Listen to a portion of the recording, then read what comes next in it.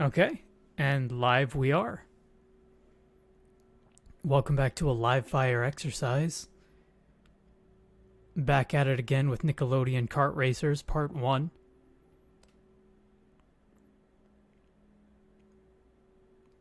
Today we're exploring... Which depths are we exploring today? We're on the final level, right? Uh, Penultimate level, I believe. Penultimate level. The last one that we did was the Lovecraft? Mm-hmm. And now we're in the Terminator. Ah, that's okay. Yeah, that's right. That's right. I remember now. Where we started looking like Duke Nukem. Mm-hmm. Get psyched. Now, I don't know about you, but I've been itching to get back to this one. Oh, yeah. It's weird. It's like... It's always a sort of a double-edged sword. Or I guess a double-edged, like, techno-mage wand with this kind of game. Because I want to play it, and I want to get back to it as soon as possible. But the faster I get back to it, the sooner I know that it's going to be over. It's Because true. it's not a very long game. But all in all, that's okay. I would say some of my favorite games of all time are relatively short and easy to replay. Sonic And I Adventure feel like 1. Hmm? that's kind of the crux of it. Is that even if the game is short, you can just come back and play it again.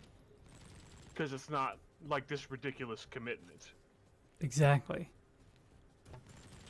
Like a game like Yakuza Kiwami, I think I could only play it like once every 5 years, maybe. But this game, I could see myself coming back to this as soon as we beat it. The thing about Yakuza is, like, Yakuza, you either have to, like you said, you have to play one and then take a couple of years off, or like a year off, or you play all, like, 8 of them all at once, like in one big go. Mm-hmm. And I've done that. And let me tell you, that's a good way to burn yourself out on a great series of video games, but that's also a way to, like, I guess, ensure your love for, like, you create a memory, I guess, with that kind of a run Absolutely. through. I mean, if I didn't love Pokemon before, I certainly did as soon as the I did this for Persona as well, but when the news came out that Sword and Shield were going to be a thing, I played all of them. Like, literally all of them. I just went out to the store, picked them all up, bought them, played them all right next to each other in a straight line, and finished in time to also play Sword and Shield for like 250 hours. And at that point, like that's the point where I think a franchise just kind of becomes your life, at least for a while. It was, I would say it was instrumental in rekindling my love for games. Because up to that point, I was very much not feeling video games. Yeah, I remember us talking about this on a multitude of occasions. And it was a it was doubly Pokemon and it was Zelda, I think, that really did it. Because I don't know, Pokemon is such that, like, it's the Halo thing of having 30 seconds of fun, and if you can repeat those 30 seconds for like 40 hours, congratulations, you've made a great video game. Mm-hmm. And Zelda does that as well. Zelda is more like an hour's worth of different kinds of 30 seconds of fun.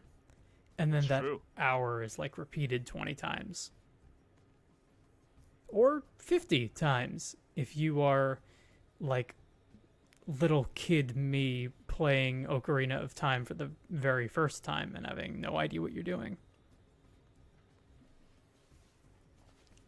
Probably says a lot that, like, the first game I ever played was like this well, at the time, very lengthy RPG.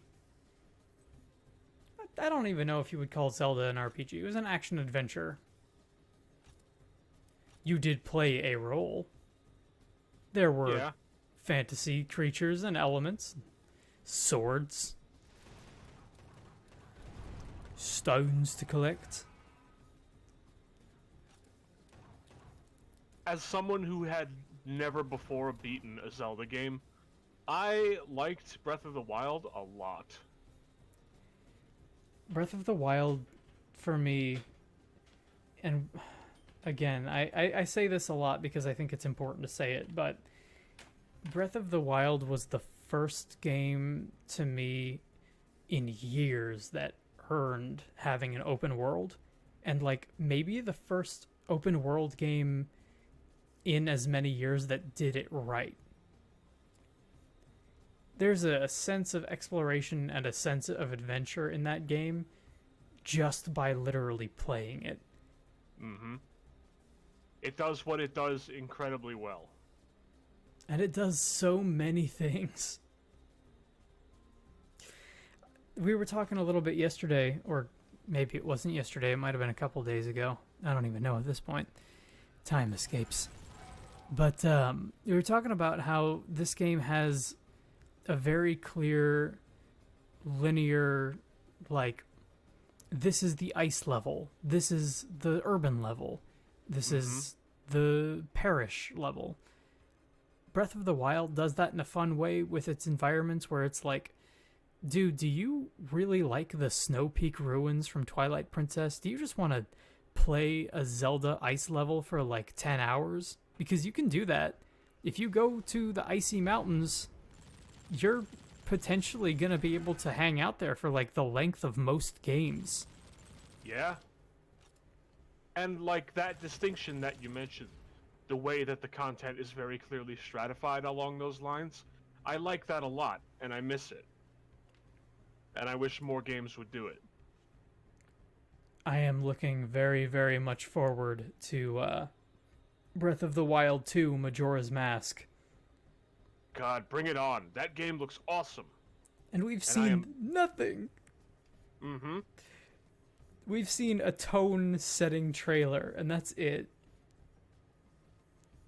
But you know what? That's, like, honestly one of the most important things, because when you think about what Majora's Mask was to Ocarina of Time, it was, and I apologize if you pronounce it Ocarina. I don't. And I know I should. But Ocarina of Time was, you know, a fully fledged game that came out, took a lot of years in development to make, and then Majora's Mask was, hey, let's take this same engine, a lot of the same assets, and flip it around in a year, like a year to 2 years, with a significantly darker tone and atmosphere. And that looks to be what this one is. Only it's taking a couple years longer. And I think that that's just a natural progression of the technology. Yeah. I mean, Zelda games typically come out every 5 or 6 years, so. Mm-hmm. And it's fine, because every 5 or 6 years you can be reminded of, like, oh, right, video games can be good. Like, big budget video games can be really, really good. They often are not, but they can be. It's a thing that happens. This little, like, pocket of the city here next to the docks reminds me a lot of a moment that happens in, I want to say Pokemon Black and White 2. I think it's 2. It might be 1, but I'm pretty sure it's 2. Where your rival in that game is, like, more actively involved in the plot than most of the rivals are in that series. And that game's version of Team Rocket essentially steals, like, a little girl's Pokemon. And he goes after them. But he doesn't just go after them, he goes, like, Batman on them. I'm glad that that's how you chose to describe it. as far as you can have a character be like that in the Pokemon universe, he is that. He's just like storming head on into enemy battles, and they're like, "Oh, come on, kid. We'll give you anything you want." He's like, "I don't care. I just want the thing back." And everybody around you is like, "Man, that kid's kind of intense." Speaking of intense, this soundtrack is great, still. It is. It's very crunchy in a good way. Oh, look, it's And the that. level design is getting more creative. This is that part from Fallout 4, but it's in a better game. Yeah. I know the one. The one cool part in Fallout 4's story.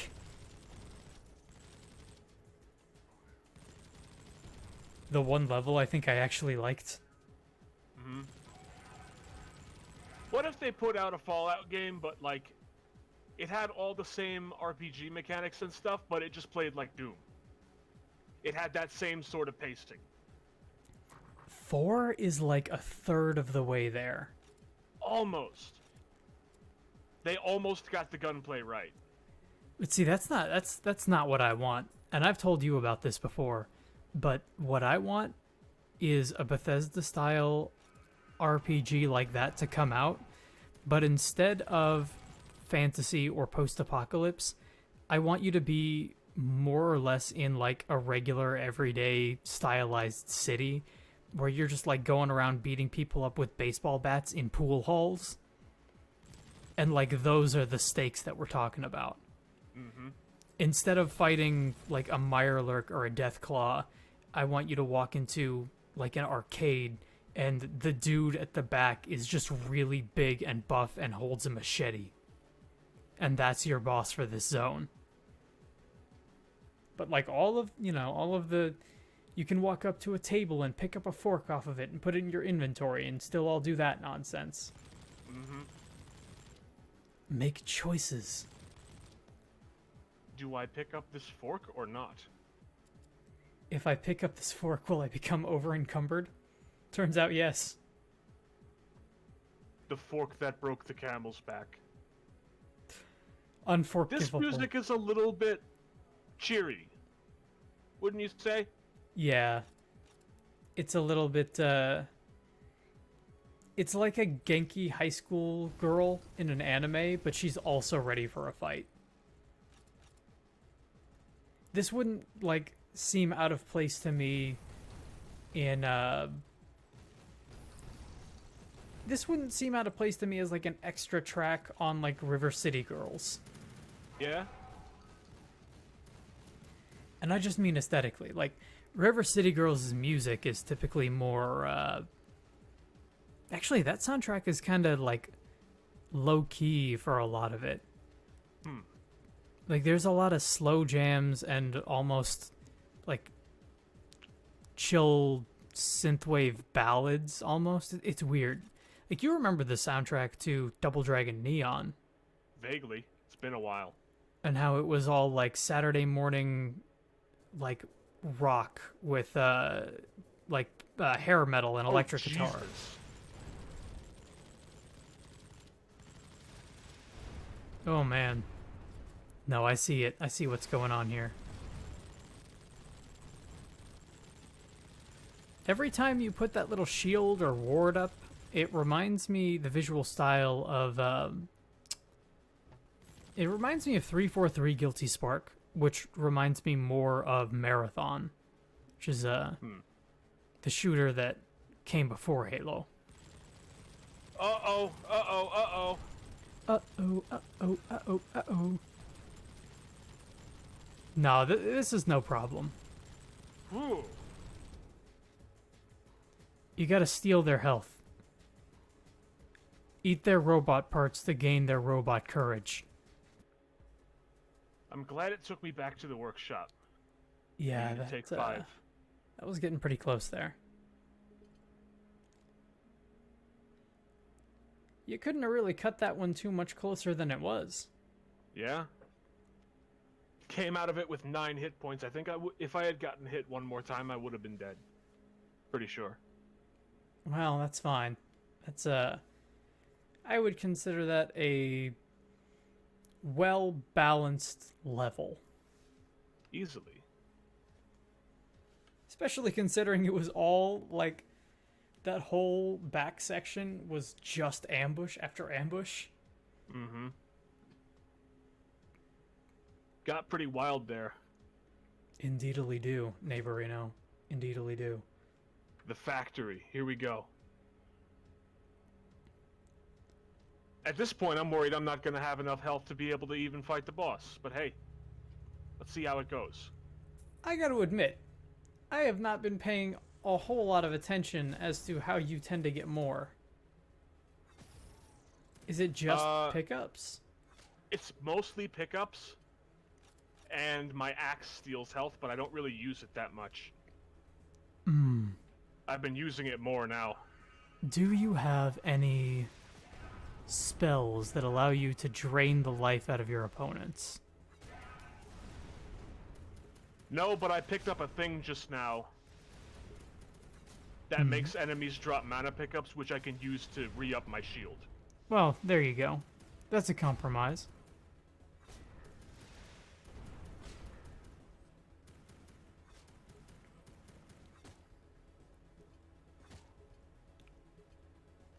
And I'm kind of using this strategy to make a comeback. Well, I mean, I wouldn't call it a comeback. You've been here for years. I have faith in you, in your ability to get through this nonsense. The dagger seems really pointless. Why does it exist? I don't know if I would say that. It's got a pretty pronounced point. It's right on the end there. You see it? Yeah, it's kind of weird how it manages to be pointless in spite of that. How it manages to be pointless as well as pointless. If you think about it, like, it only the only function that it has is to have a point.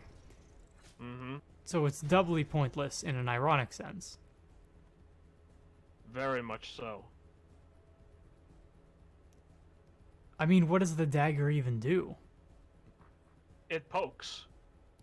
It deals low damage to single targets. So it's a last resort kind of weapon, but it gets outclassed once you have the axe? And you get the axe in like the first level, so... Does it swing faster than the axe? Significantly. Okay, then but I that... think the axe still does more... The axe still does more damage, I think.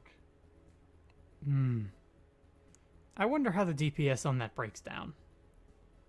I think that for the most part, the axe is going to be better. Here's because what it also cleaves. It slices, it dices, it juliennes. It does. Here's the suggestion that I have. Tape the dagger to the front of the axe, and then just use the axe. Yeah? Yeah. I think that the better thing to do would be to tape the dagger to the hilt of the axe, because then it's like a cool glaive thing. Okay, so you say that, and I was literally gonna bring up, in Buffy the Vampire Slayer, in the very... I'm sorry. In Buffy the Vampire Slayer, in the final season, they have this, like, ancient artifact lost to time that was supposed to help, like, turn back the tides of demons and darkness, but nobody ever figured out where it went because of bad people intervening, right? Uh-huh. And what it is it's a scythe. But the scythe is more like an axe. They call it a scythe because it functions as one, but one half of it is like this curvy, ornate fireman's axe with like a bladed hilt to it, and then the entirety of the handle is also a massive wooden stake. That's awesome. And it exists before the English language, so while the people in continuity call it the scythe or like the slayer axe, it's actually just called like M. M is like the closest thing because its name is officially like an ancient Egyptian Hieroglyphic? yeah. Yep, that's the word. It's a millennium item. Mm-hmm.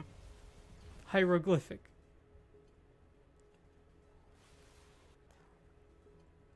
Yeah, now these levels are starting to go fast. Passed down through time by the Shadow Men. The Shadow Men were a bunch of assholes. But I won't get into that believe right it. now. Most precursor races usually are. They were bad.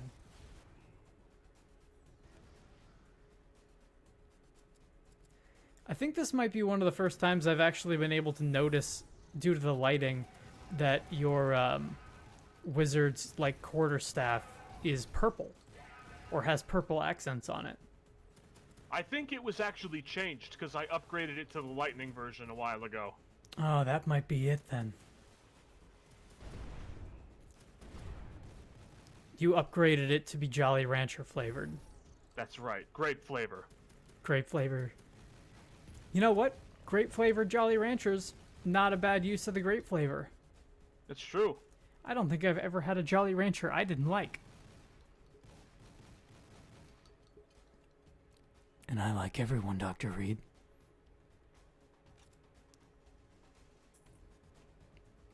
Man. I'm gonna tell you, Yeah, you listen ever to want that soundtrack just go to town. I like it. Again, it's very crunchy. It's Crunch Club. True. Yeah, you know what? If anybody out there likes listening to cheesy but really good club music, go check out the soundtrack to The Matrix 1, because despite that movie being like, I mean, I guess I'm old for still liking it, but its soundtrack is great.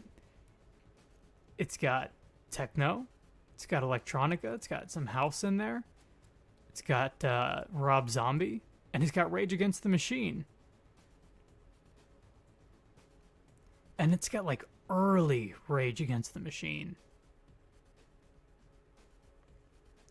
I still maintain to this day that Wake Up is the best ending credit song for anything.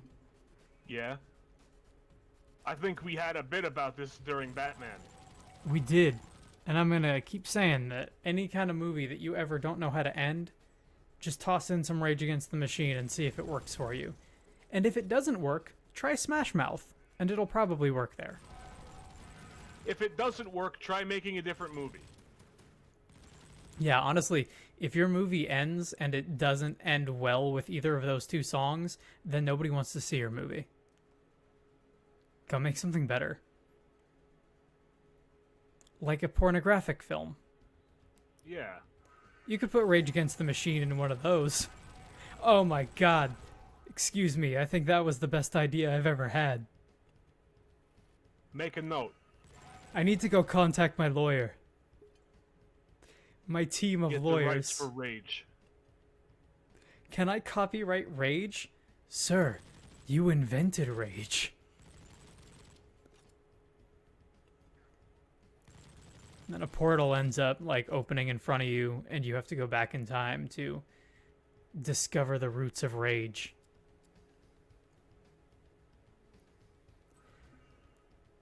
Roots of Rage coming soon to a closed theater near you. But take our word for it. It's gonna be good.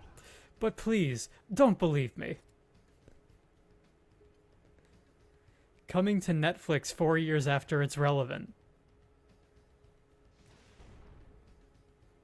Or immediately, if it doesn't do very well.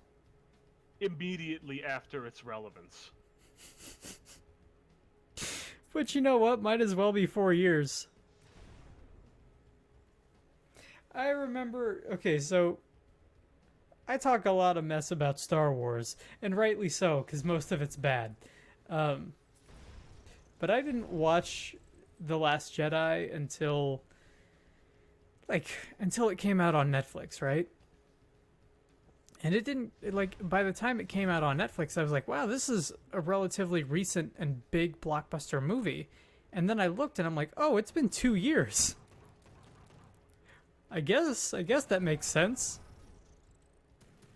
Also, by the way, hot take, Last Jedi is easily the best Star Wars movie since Empire Strikes Back. Sorry. Deal with it. I believe that that's not a very high bar to set. It's not. But And I will shit on those movies until the end of time. it's counteracted by Empire being like genuinely a really good movie and none of the other movies being very good at all. Revenge of the Sith is fun. I will say Revenge of the Sith is a good movie, but it is not a well-made or smart movie.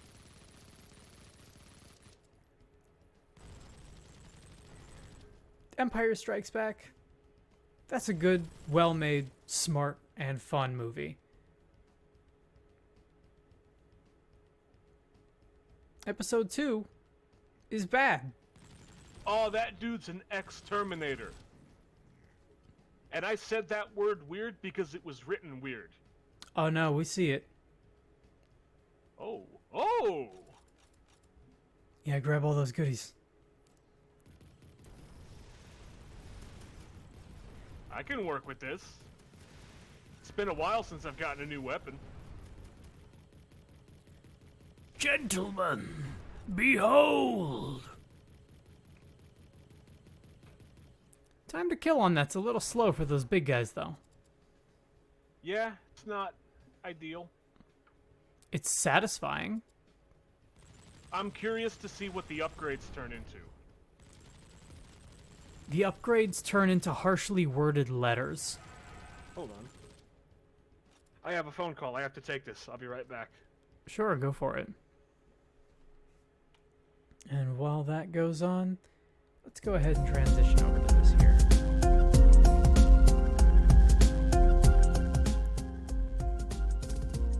So hello. Welcome everybody out there in Streamland and Chatland. Whether you're joining us live or joining us in the future, or perhaps joining us in the past somehow. Welcome. How's everybody doing today? Doing goodly, badly, somewhere in betweenly. As of today, the VODs for Project Warlock Part 1 and 2 are both up on our YouTube channel. So if you happen to find this game super cool and you want to check it out, you can go find those there. In addition, I am proud to announce that we are starting our Deadly Premonition 2 playthrough later this week, along with continuing Pokemon Sword and Shield. And gosh, what else do we have going on? Got a lot going on. In addition to that, AI Dungeon 2 will continue. It is ongoing.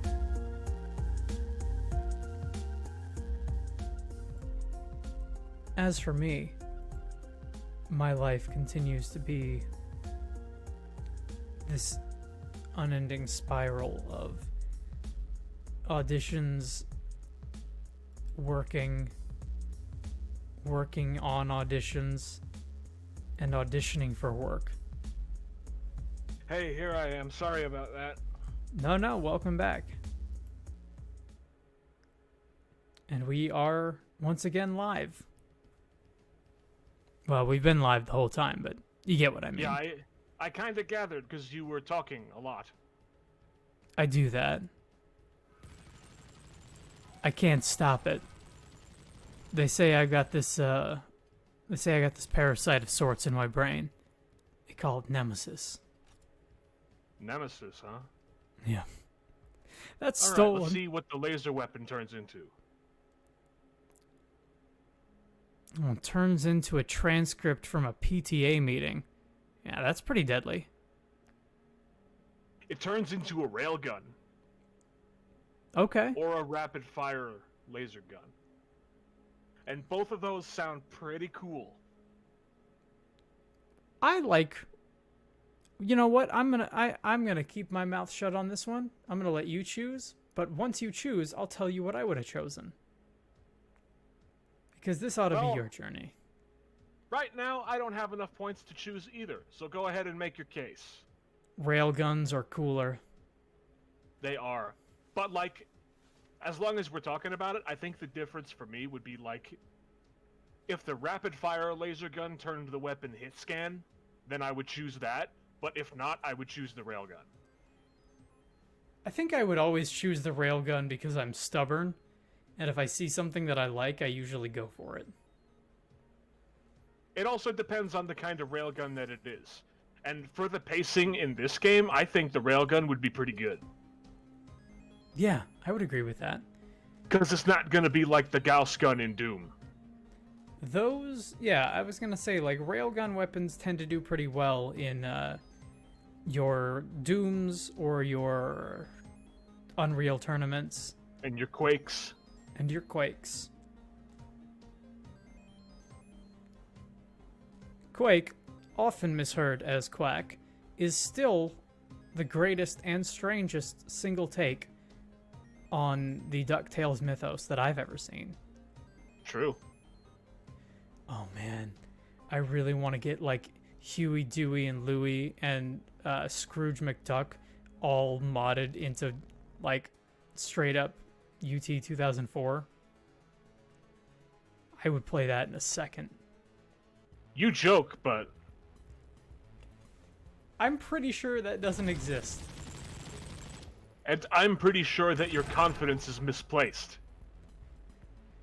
I think someone out there should make it. And by somebody out there, I mean the Walt Disney Corporation. I mean you there, in the audience, watching right now. Yeah, the Walt Disney Corporation. Try to steal our ideas for your next movie. Here's my get a load of idea. this guy. Look at this fucking Gundam. You know what? His, like, arms outstretched like that make me think less of a Gundam and make me think more of, like, a old school, like, Astro Boy era mecha design. Yeah, I can see that. You know, where they're more, like, I wouldn't say streamlined. I would say they're more simple but evocative of big and curves. You know what I mean? Yeah. They're not simple, but they're smooth. Yes. They are not simple, but they are imposing. They're imposing in spite of the fact that if they were smaller, they would look like plushes, kind of. Yeah, totally. In fact, that might make them even more imposing because you're aware of the fact that they look kind of doofy and they have this like awe-inspiring power behind them. Because when you write one of those things into your story, they win in the way that like Superman always wins. Mm-hmm. There is no arguing their power or ability. Absolutely not. Put that in your pipe and smoke it, Walt Disney. Put one of those in your movies, you coward. And smoke it. And I'm not talking about Big Hero 6, alright? I love that movie, but I think my least favorite part about Big Hero 6 is probably Baymax. And I think everybody loves Baymax. I've never seen that movie, so I'm not in a place to comment. You would like it. I think it's... I don't know if I would say it's underrated. I would say... It's rated. I would say it is well-liked, and it deserves to be slightly more well-liked than it is. But only slightly, because it's pretty well-liked. And probably for better reasons. Yeah.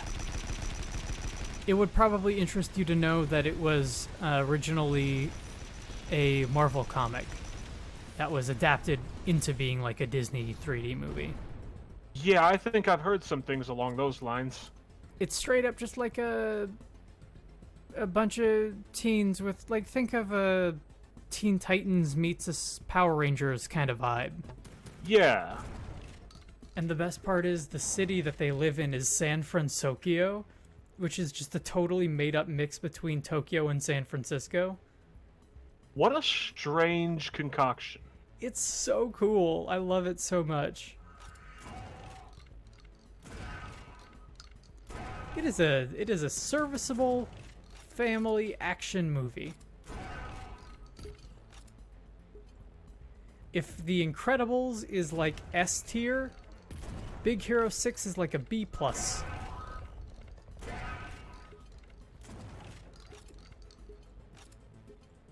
Maybe a solid B.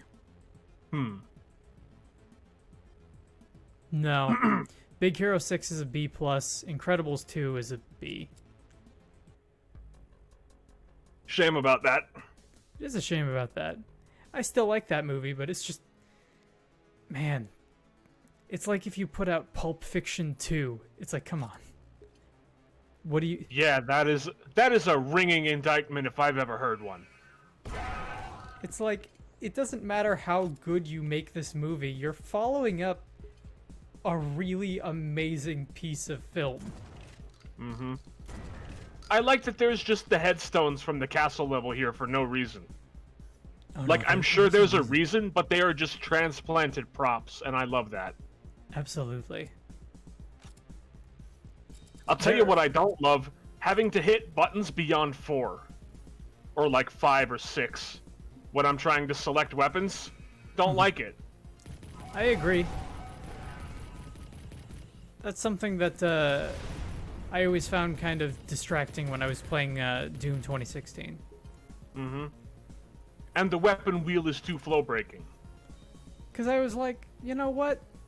I would rather just use the super shotgun. That's all I would... Just don't even worry about it. Why are there 11 other guns? I would rather just use this one.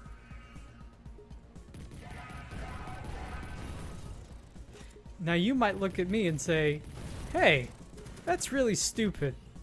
And I would look at you and say, yeah, what of it? I am stupid and I am proud. Weird Al Yankovic once sang that you ought to dare to be stupid. And I'm true. a very daring person. I dare to be stupid every day of my life. At what point does it cease to be a dare? Ask yourself that. Never, because he who dares wins.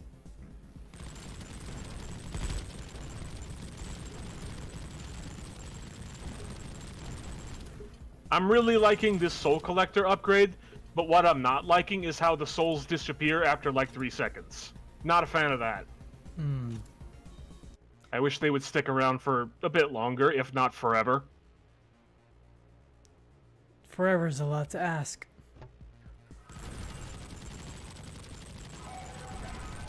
I'm gonna tell you what I like, but I don't. I'm gonna tell you what I like and then what I dislike in that order. I really like the visual style of this game. I don't like what it does to the bitrate. Well, I'm glad that it's that you dislike instead of something worse. Instead of it being the game's fault. Right. Man, I feel like that's gonna be the next big step up when it comes to media creation, is just getting rid of compression and bitrate problems like this. Mm-hmm. I think that's more of a network thing, though. You're going to have to advance the network paradigm to really solve that issue, I think. Yeah, I feel like when it comes to... Okay, let me put it this way. I feel like when it comes to media and media creation, for the most part, we've reached a level of fidelity that I would consider... like, relatively professional, like, even on the user side, right? Like, a casual user side. Accessible professional level quality, I would Right. say. But the big holdback is still network issues. Like, Mhm. globally, network issues are the only problem really left. That didn't seem to do much. And a That's lot weird. of that has to do with the fact that you live in a desert and I live in a hellscape. A swamp. So I don't live in the swampy part of Florida, but I do live in the part of Florida that's like constantly under siege by the elements of nature. Yeah.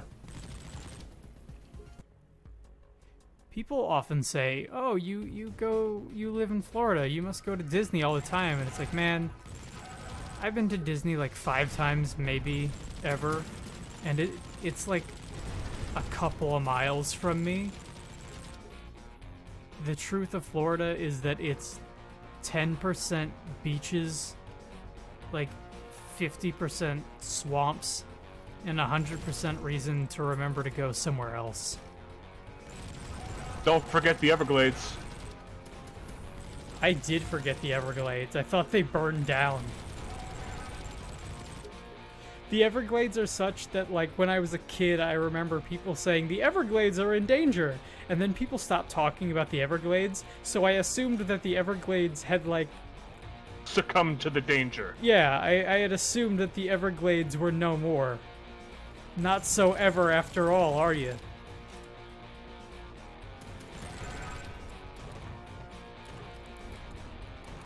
Oh man, the soundtrack's going nuts. The Everglades have ceased to be glades. Forever. Forever.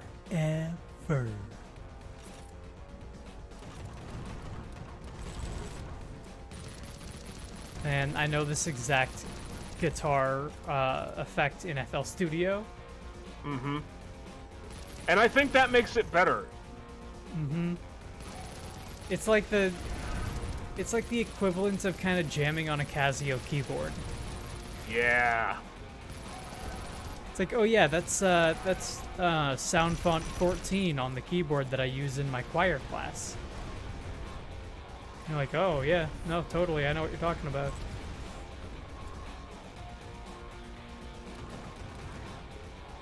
Yeah, we got an unlock point. What are we unlocking? More weapon upgrades. It's kind of like Doom 4 in that way. Except instead of mods, they're permanent and they completely change the weapon. I see. And like... Oh man, that's so good. And like... They completely change the weapon while more or less just retaining the spirit of the weapon. I see what you're saying. Like, your pump shotgun becomes an auto shotgun. Your double barrel becomes a quadruple barrel. There was another game with a quadruple barrel shotgun. What am I thinking of? I know.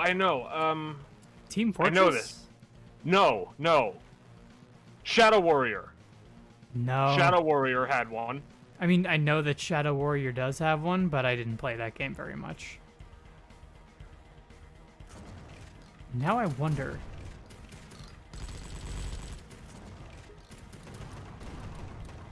If anybody out there knows what games have a 4-barrel shotgun. You might be thinking of the shortstop in TF2. I do like the shortstop. No, I'm thinking of, you know what I'm thinking of? I'm thinking of the triple barrel in Saints Row. Oh, yeah. God, that thing is stupid. Yeah, because it starts as a single barrel, turns into a double, and then becomes a triple. That was in Saints Row the 3rd, right? Yep.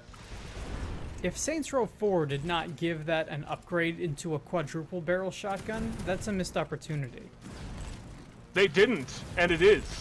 Hey, guess what? You can say, in regards to Saints Row 4, that's a missed opportunity a lot, and you'd be right. Yeah. You remember that part in Saints Row 4 where they pump in the soundtrack for the power, or You Got the Touch? Yeah. and it doesn't last the whole boss fight. Yep. It lasts for like, it doesn't even last into the boss fight. It lasts for like, what, a minute, and then you get to the boss fight, and it stops. It lasts for the Harrier sequence, and then it stops. It's so dumb. Oh, right. Oh, damn.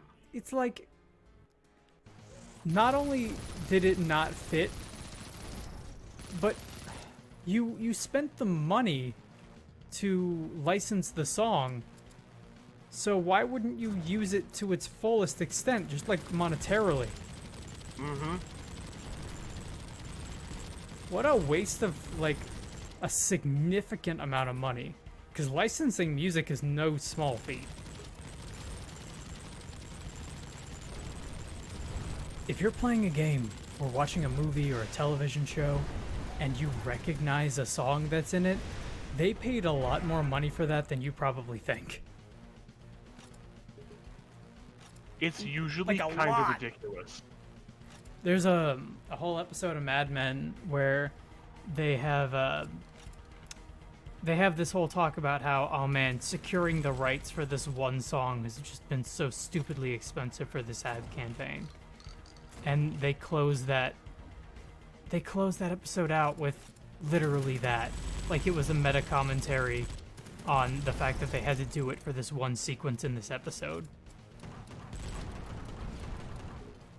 Of course, Mad Men has the money for it, so.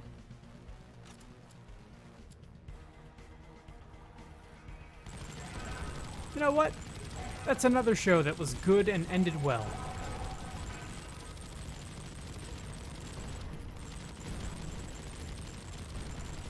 Fucking arachnotrons. Yeah, the final season when Dawn has to fight the arachnotrons. Yeah. That was a pretty cool one. A good show that ended well.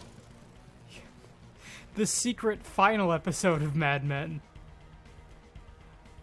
Sterling Cooper Draper Price versus the Arachnotron. Dawn gets the idea for the ad in that episode by listening to Sonic Adventure 2's Supporting Me, the Bio-Lizard.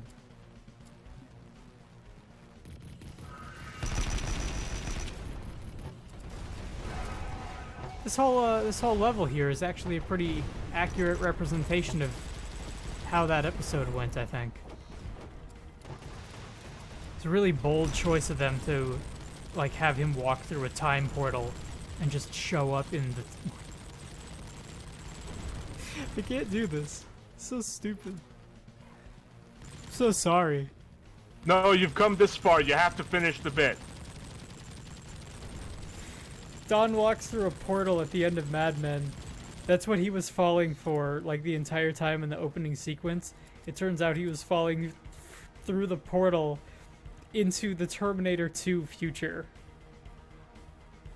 It's really bold of them to get James Cameron to direct and shoot that last episode, and that last episode only. Only that one. Okay, we've got 7 points to spend. Good. Good, because I need to take a break from thinking about Mad Men and the Terminator franchise.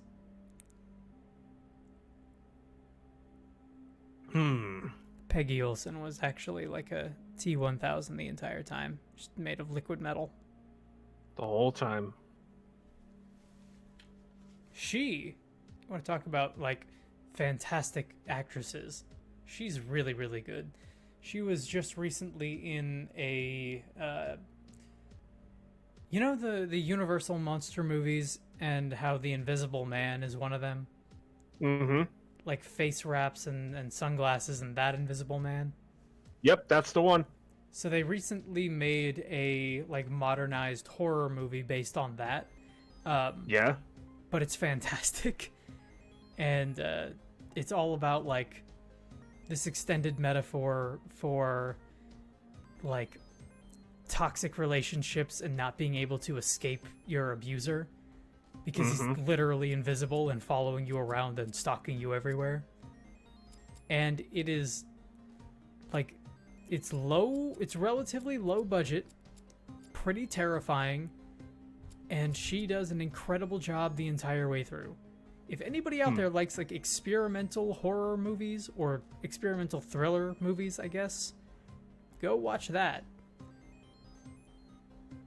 Because it's better. Time to fight the tank. The tank. Do you remember in that shitty fucking Terminator NES game where you fight fucking... Or no, it was like a Genesis game or something.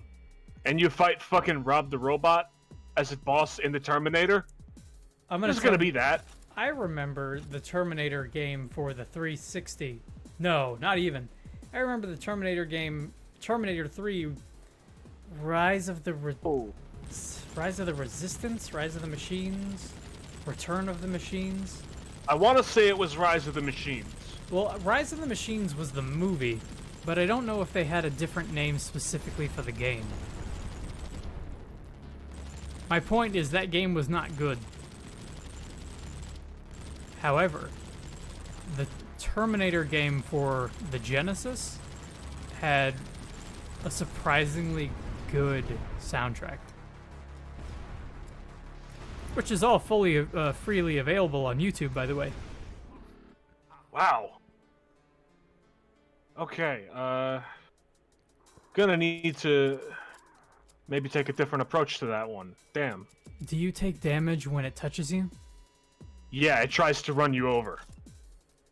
Can you, like, shield or ward your way through it? It breaks through my ward, and I take a bit of chip damage. How fast can you get your ward back up? Instantly, but the damage goes through it. Like any of the amount that isn't taken by the ward, I do take. It doesn't block the damage, you understand? I do.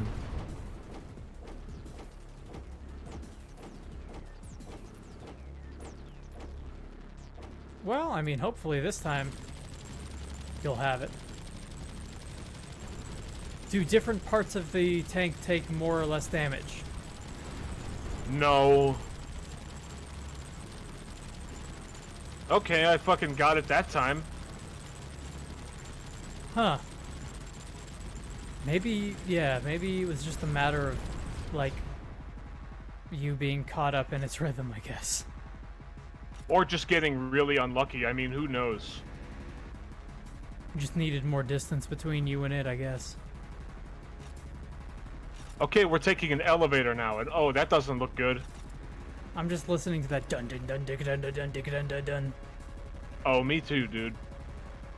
I Okay, now we're on the final level. Save the Jinky Chuggas. Oh yeah, no, I see. Demons are getting too strong for your liking. They now have the power to wipe out whole cities and slaughter entire armies. If they really are so dangerous, you're the only one powerful enough to stand in their way. You've battled waves of vile creatures, faced odds stacked heavily against you, and come out as an unstoppable killing machine. A smile crosses your face as you realize your destination. Hell, the source of all the world's evil, will be utterly destroyed in a rush of blood, guts, flames, and gunfire. By the end of it, you'll be the most powerful man in history. You almost wish you could keep killing forever. I love it. Boy, oh boy. Boy, oh boy, oh howdy. I love it. That loading art is something that puts me off a little bit. I don't know if it's just me, but I like it a lot. It just looks so different from, I mean, specifically the art, the one piece of art while you're loading in. Yeah? Where you just look like a completely different character from almost every other piece of art in the game. Yeah, it is a little disparate, but I still like it. You kind of look like a summoner for the Vermintide. A bit. I wonder if there's any secret rooms in here. Don't get me wrong, it's still good art. It's just very... different. Yeah, it's not the same character design. There does not appear to be any secrets in here. Shame. Hellish Castle. Oh! Hellish Castle. So this is like a remix of every level you've done up to this point. I like that. Now we test what you've learned. Warlock. The curse spell is now available. We await your return, warrior.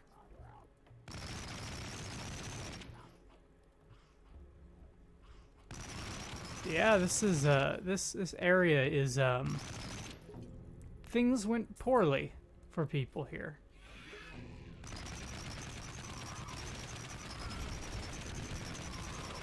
Tide of succubi is not too bad, but yeah, and then you got mirelurks, and well, the whole neighborhood's really gone to ruin. True.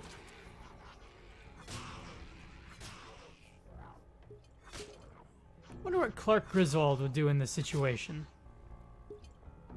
He would probably find some interesting way to, like, ram his family sedan through all of this. And it would get busted halfway through, and he would, like, accidentally find his way into, like, getting some sort of cool hell car. Mm-hmm. I don't know what I'm talking about or why I'm talking about Christmas Vacation. But everybody should watch that too. I don't care that it's not Christmas time. Go watch Christmas Vacation. Don't watch the sequels.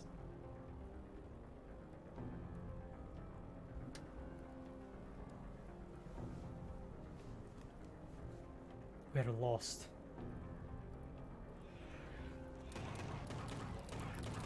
Well, Bix, we're lost in a dark and very expensive cavern.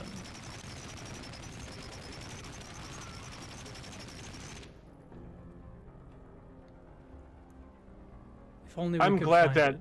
everything is coming back. Demonic shrubbery. Yeah. Is that whole... Are the walls here either made of eyes or are they like spider eggs? Nah, they're eyeballs. Okay. I can't quite tell from here. When I look at that, it looks like when you first get into like Quaylag's domain and everything is just spider eggs all Yeah, over. I know what you mean. God, how awful. What a great part of that great game. And it's just the most vile thing imaginable. And you just get an egghead. Remember that? I do remember that. And I say this as somebody who thinks spiders are pretty cool.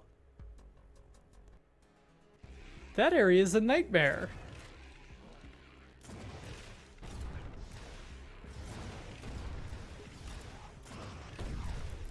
I feel so bad for anybody who went through that game with like a fear of spiders. Yeah, that's not ideal. You ever see that that mod for Skyrim that replaced all of the spiders with bears? Yeah, I'm aware of the one. I think that's honestly really rad. Because, like, I totally get it. Also, Skyrim has too many spiders, even if you think spiders are cool.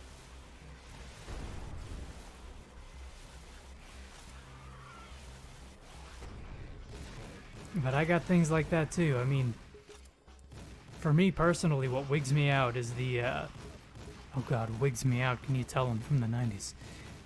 What creeps me out is, the centaurs. Something about In those Fallout, things. yeah. Yeah. Something about those things are just, ugh. And, like, seeing the way that they move and understanding that biology is just, it's awful.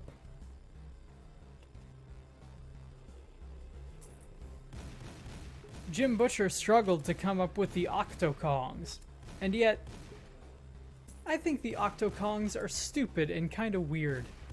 But the centaurs? The centaurs are just the worst thing I've ever seen, bar none.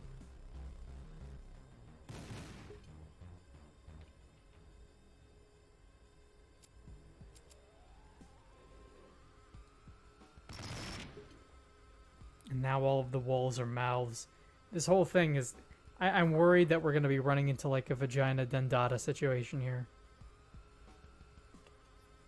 Well, now you've put that out there, so it's practically guaranteed to happen.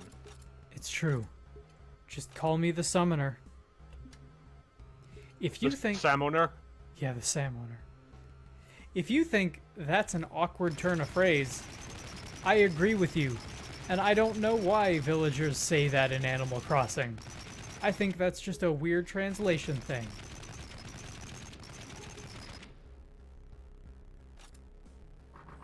There's a line of dialogue in New Horizons where certain people will, like if you walk up to them in a situation where somebody would normally say, "Oh, hey, it's you, speak of the devil." Or, "Oh, hey, it's you. You know, funny you should show up." Instead they say, "Oh, it's you, player name. Just call me animal name the Summoner." And you're like, "What? What do you mean? What?" I love it. Maybe I just spend too much time in games like Project Warlock, but when I think of the Summoner, I usually think of, like, demonic pacts. And that's kind of the name of the game. That's what it's all about. That's what we're doing. That's what we've been doing since day one. We'll probably never stop doing it. Why won't this door open? Probably need to find an I button. Press that I button. You're gonna need to Oh, check out these teeth walls. Look at that. I seen them. I seens it.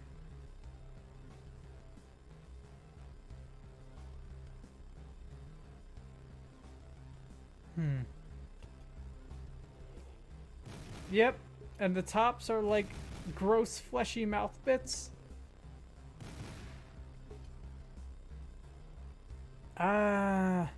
Ooh, you got a key. Got a big yellow key. Big skull key. Skeleton key. Big yellow ones are the only ones you could get because of the war. True.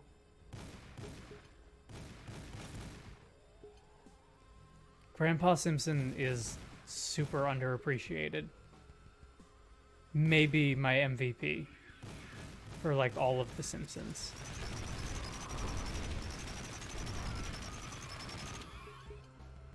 I am appreciative of the fact that these succubi are basically cyber demons. I like Cyber anything. demons crossed with mancubi, interestingly. So, when you say mancubi, what do you mean? I mean the big fat guys who walk around with rocket launcher arms. Okay.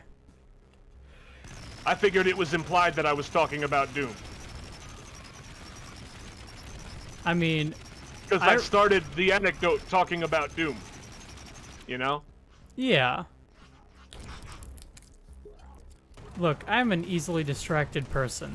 And when you started talking about succubi, I started thinking about how, like, white court vampires are weird succubi. And we've talked about that.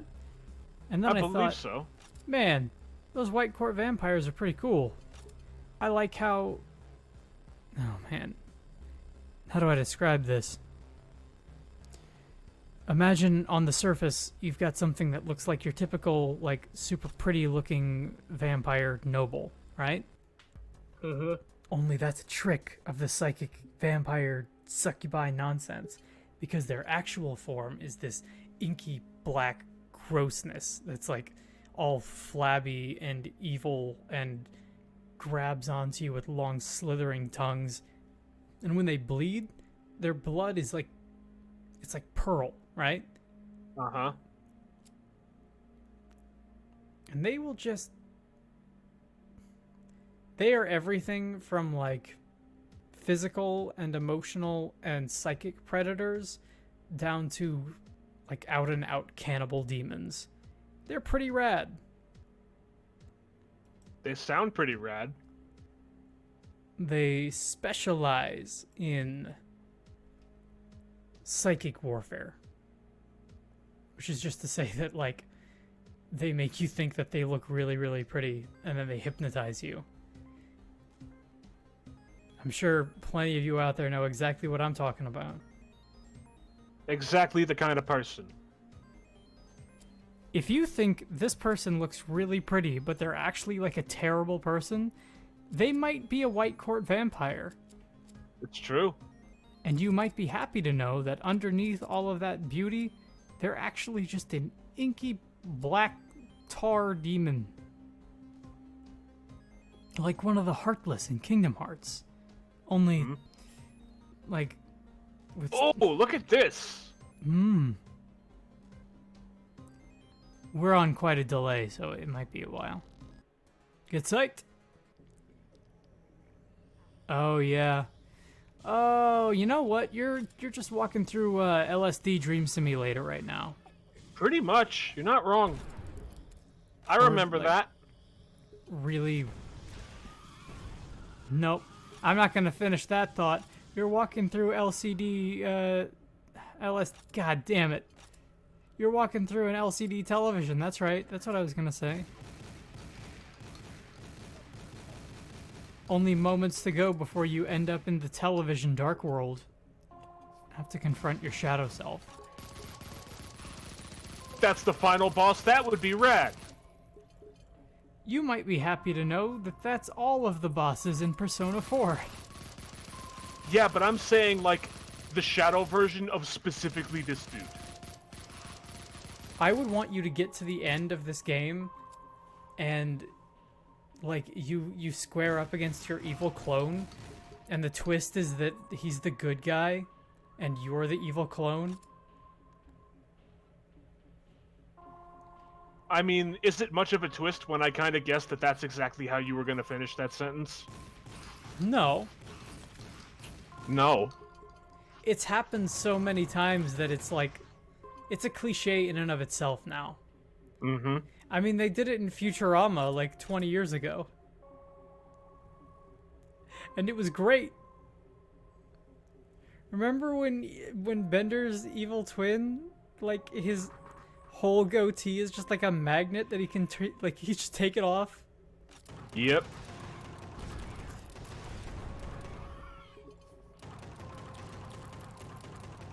And on top of all of that, he was just kind of a nice guy, if a bit of a dick.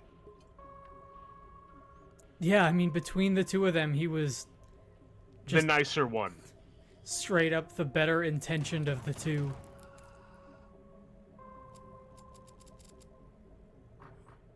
Speaking of Bender, that, I feel like, to this day, probably still my favorite mod for Unreal Tournament is walking around in that game with all of the Futurama characters.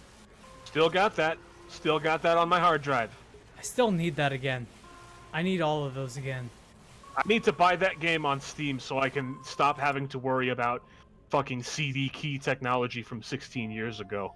Yeah. And the fucking, I shit you not, 6-disc install. For what? ¿Por qué? I don't know!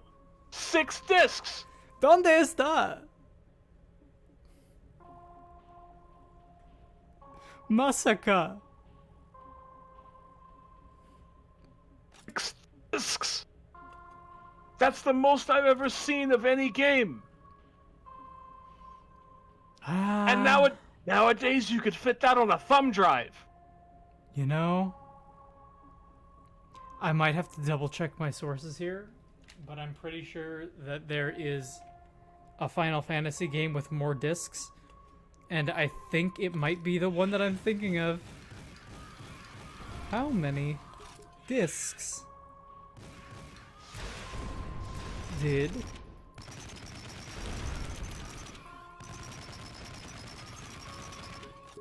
use? Tell me.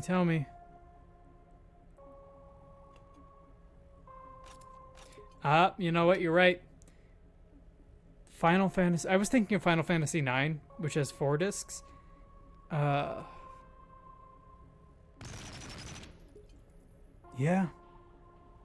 Final Fantasy VII was only 3 discs, which I was surprised about. I thought that was more.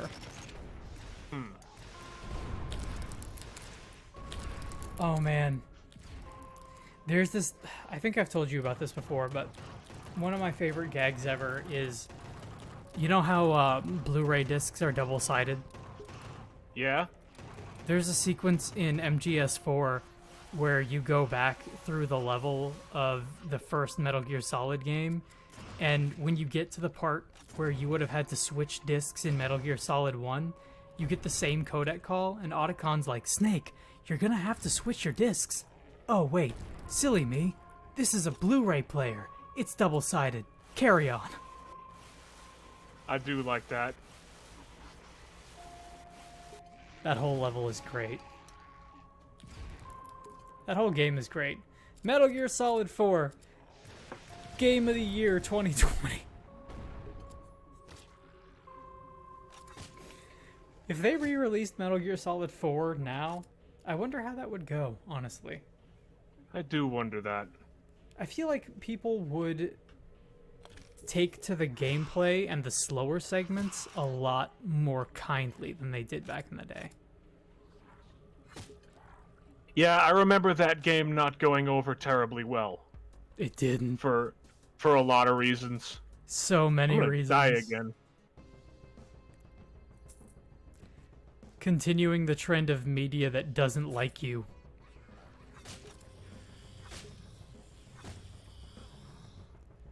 Metal Gear Solid 4 is a game in which the entirety of the cast is either dead or dying. Mm-hmm. And they remind you every chance they get. It's to the point where, like, Solid Snake is... In previous games, he would smoke because it was the cool action hero thing to do. In MGS4, he's, like, blatantly smoking in front of no smoking signs and, like, hacking up his lungs, and everybody around him is saying, Snake, chill out, dude, you're gonna kill yourself. And he's like, I know. Why do you think I'm doing it? And it just gets depressing at that point. That game is a very depressing game, but also it's probably one of my favorite games of all time. What am I missing here? Have you tried shooting your gun? I did a lot of that leading up to this point. Fair. But have you tried shooting your gun again? Oh wait. Normally I would be all for it, but ammo is kind of at a premium right now. I feel like I saw a door. Oh, that was a button. I didn't even realize. Ooh. What does this button do?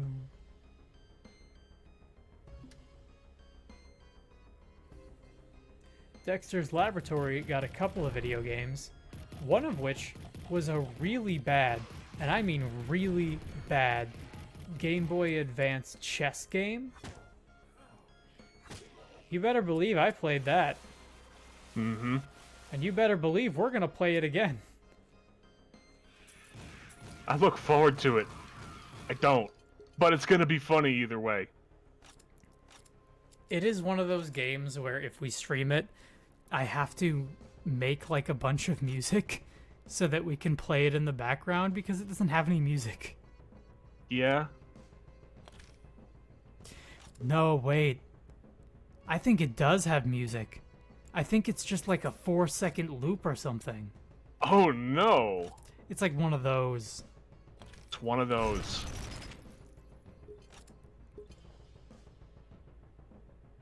Now where did this bring me? This was at a time where on my cell phone I had AI Dungeon 2. I had a bunch of Game Boy Advance games, and I had a jigsaw puzzle, like just a random jigsaw puzzle every day, solve it. By and large, that jigsaw puzzle game and AI Dungeon were like the best apps on the game store. And I believe they still are to this day. I mean, you can get like Vice City and Jade Empire and Baldur's Gate and stuff like that on your cell phone, and it's... And that just blows my fucking balls off. Right? And in a lot of cases, those games run like extremely well.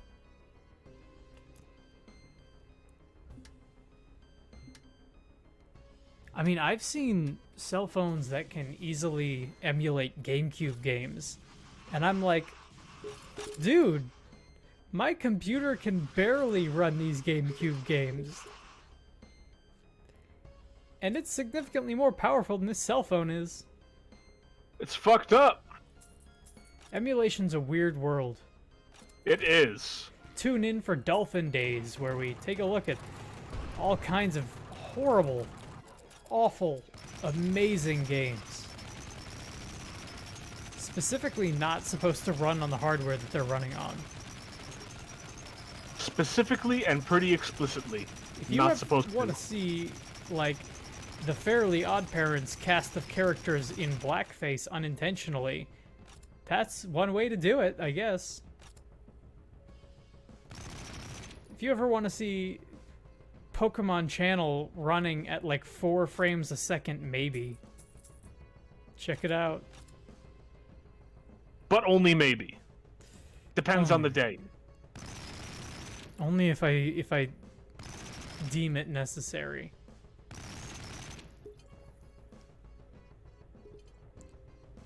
You ever see Tremors? No. I feel like you But would I like know it. you're about to start talking about graboids.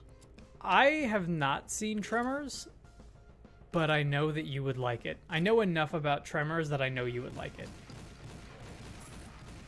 I know enough about Tremors that I know I would like it. I just don't have the time to watch it. I feel like the flamethrower isn't supposed to do this.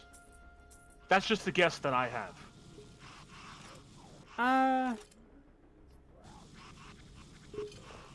Probably not. That seems like a lot.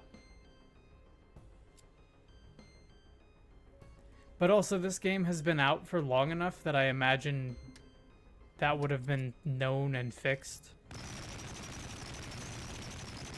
Who knows? Unless your name is Bethesda, in which case you never fix any of your games. I don't remember the last time I saw any Bethesda game get patched. Fallout 76 doesn't count. Dude, Fallout 76 is the thing where they patch it and fix nothing. So, Fallout 76 is the kind of game where they release this giant update for it, and people are like, oh, it's totally fixed now. And A, no, it's not. And B, the fact that that game had, like, bugs where you could log out of the game and people could still listen in on your microphone means that I will never play it.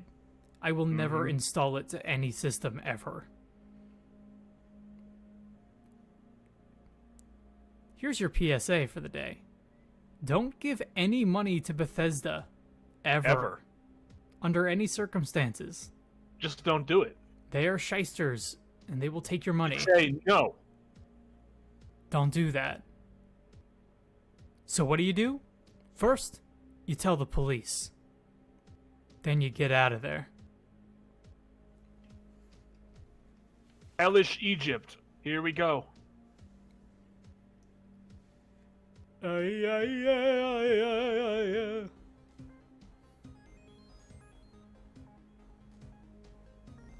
Oh!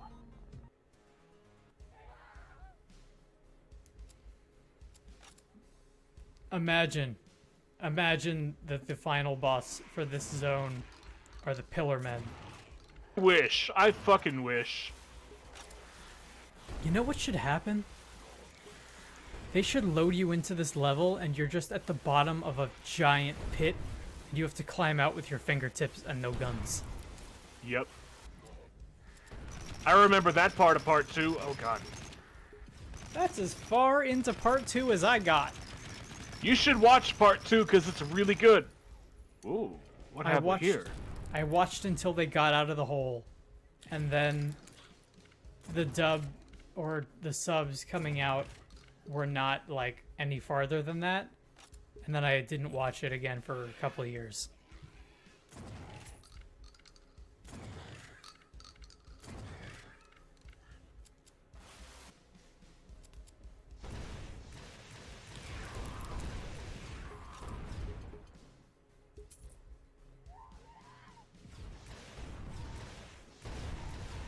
This is looking a lot more like hell and a lot less like Egypt.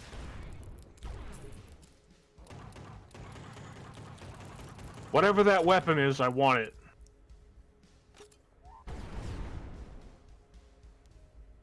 Well, I want it now. that there's the Chicago typewriter. I was hoping that that's what the submachine gun would turn into, but then it didn't. I still can't believe you can give Leon a pimp hat in RE4. Yeah, you can't believe it? It's been so many years, and I'm still like, what? What? Why this? Why does Leon get this, of all things?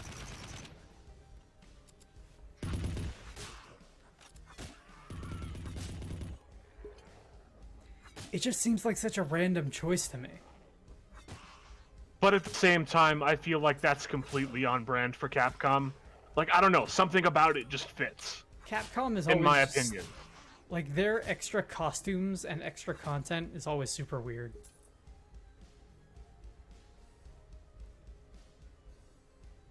Whenever I think about Dead Rising, the first thing that I think about is, I think about the main plaza in the first game. Ooh, okay. And then I think about, like, putting on the Servbot heads.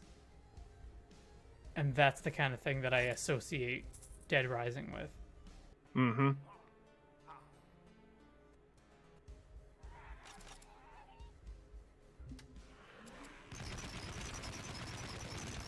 And also that really bad fourth game. You mean the one that we explicitly do not talk about? Yep. That's the one.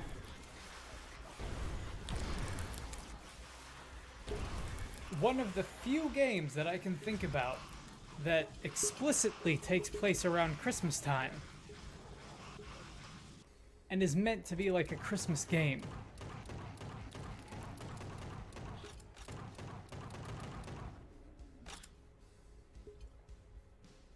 Joining the pantheon of games such as Yakuza Kiwami and the Polar Express.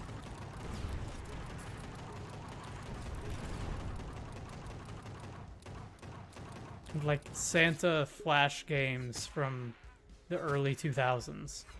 Yeah. Yeah. Oh man, I remember there was this one in particular. I don't remember if it was Vinny that played it or if it was like the angry video game nerd that played it. But I specifically remember this game where you played as Santa collecting orbs or something in like an underground maze. It's like a 2D side scroll, like a Mario type deal. Yeah? And I still think of that as being like one of the most unfun games I've ever seen.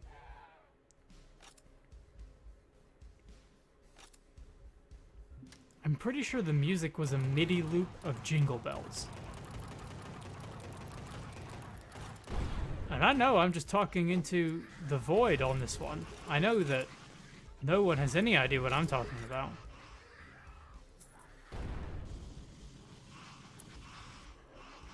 But I don't care.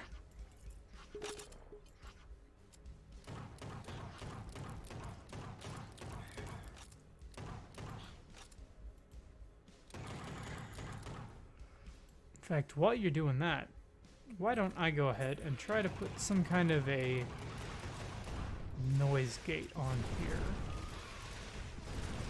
Because I feel like that would be a good idea. Yeah, that might be smart to do. Because I'm kind of getting to the point where I've died multiple times in a row, and I'm starting to, like, try to focus. Because, yeah.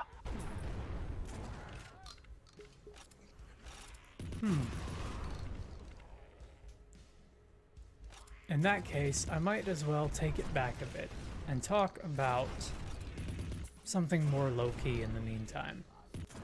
Go ahead. I don't know, I'm trying to think of a good topic to broach here.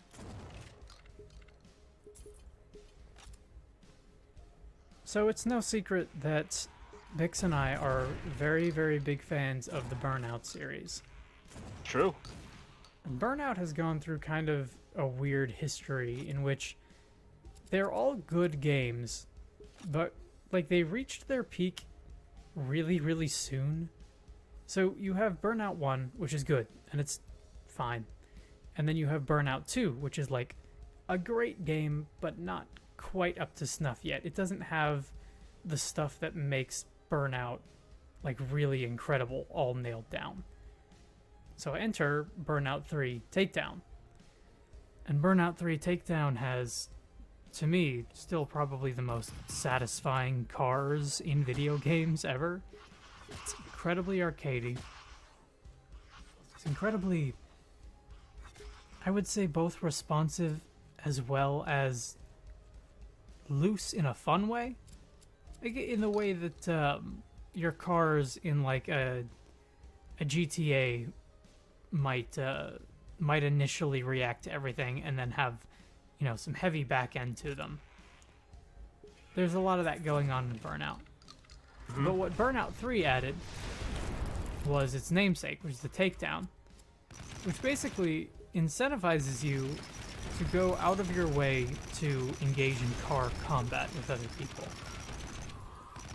And not only are you engaging in car combat with other people, but every time you combat another car, or a car combats you, or you accidentally hit on something in the environment, all of the cars like degrade in real time in this really gorgeous looking car gore, I guess.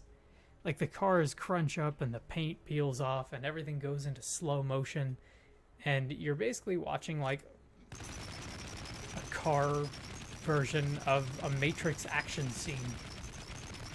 And it is gorgeous. It is, especially for what, 2003? 2004? Yeah, definitely for the era.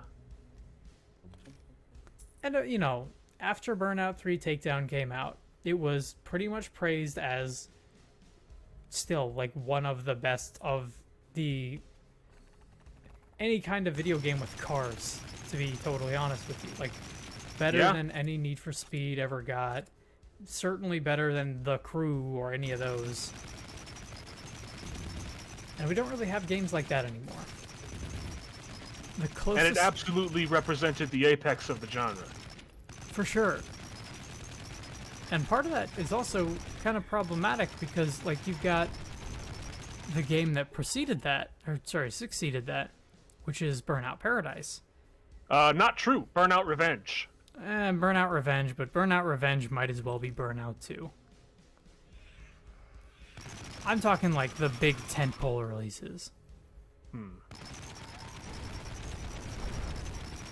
Like Burnout Revenge was still not considered like to the level of its predecessor. You know what I mean?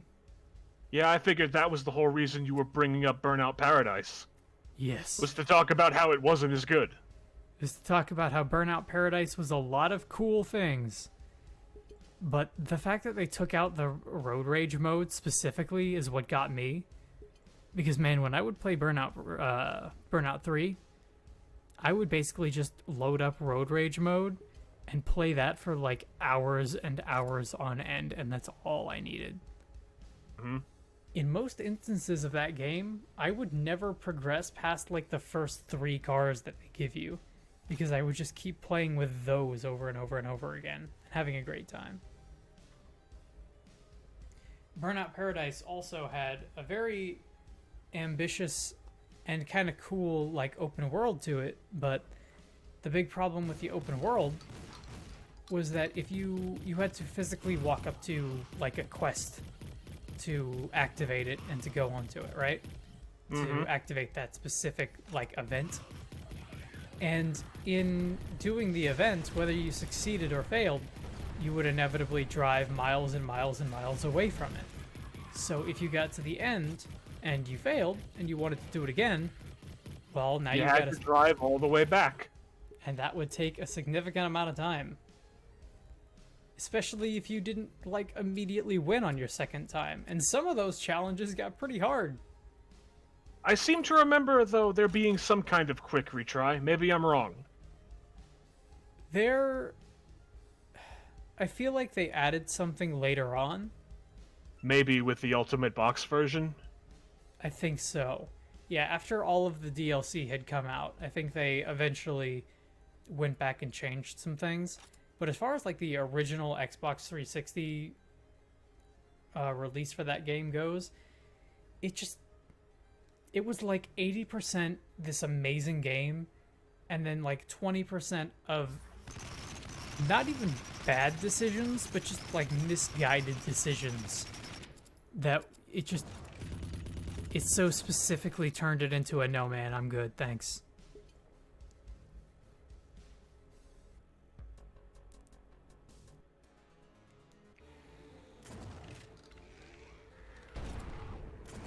To this day, Burnout 3 is still great. Actually, the reason that I was talking about Burnout, because I wanted to talk about specifically the studio that made Burnout and is still active. So you've got Criterion Games, which was the original name, and they exploded. They're gone. But all of the people, not all of the people, but most of the core people that you would think of as the ones who made Takedown, they went on to kind of restart and make their own company again. And they've been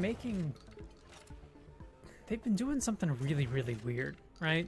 Which is, they've been trying to remake Burnout 3 Takedown by releasing like each individual part of that game as its own small-scale indie game. So they put out a game, and like a retail release game that was just the QuickTime event crashes, right? Yeah. And then they put out another one that was just the car combat.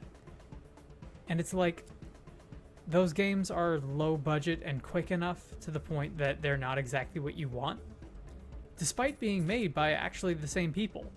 So it's not even a situation of like, you know, people say, oh, this, you know, the new Metroid Prime game isn't going to be made by the original people. Like, even if it's made by, God, what is that team's name? Retro? Is it Retro? Maybe? Sounds like it would be Retro. I think it's Retro Studios. But yeah, even if it's not made by, like, if it's made by the same company, it's not made by the same people. So it might as well just be completely a different company. That's not even the case. Like, the Criterion guys are working on these games, and they're turning out not very good. And it's this really interesting idea of, like, even if you're the guy who made the thing, you're not necessarily guaranteed to be able to keep making the thing and making it better. Somewhat topical was the same thing happened to the Spider-Man guy that we were talking about. Like the one dude who made the swinging mechanic. Eventually he made his own indie game that was pretty much all swinging. And it was not very good. Tragic. It was like a smaller scale, like almost Trials-esque type thing. Or like a Bionic Commando meets Trials type thing. Yeah. And it's like, dude, that's not what people want. That's not what people wanted from you.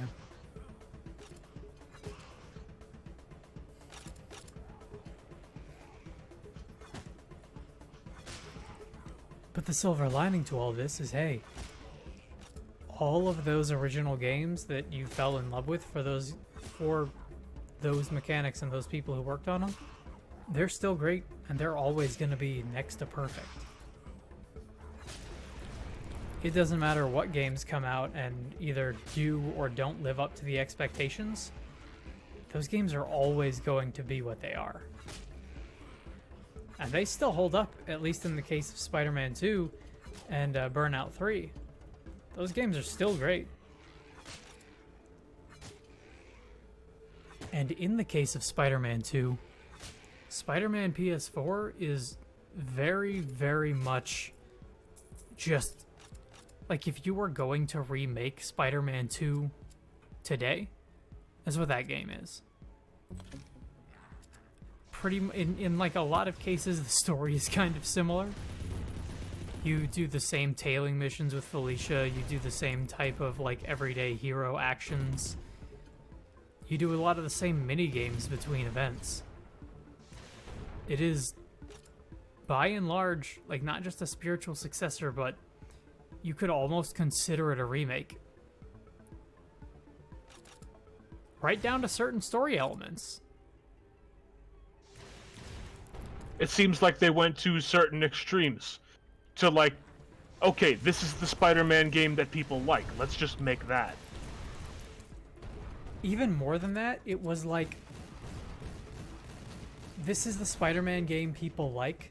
Let's make that, but let's make it like you remember it being.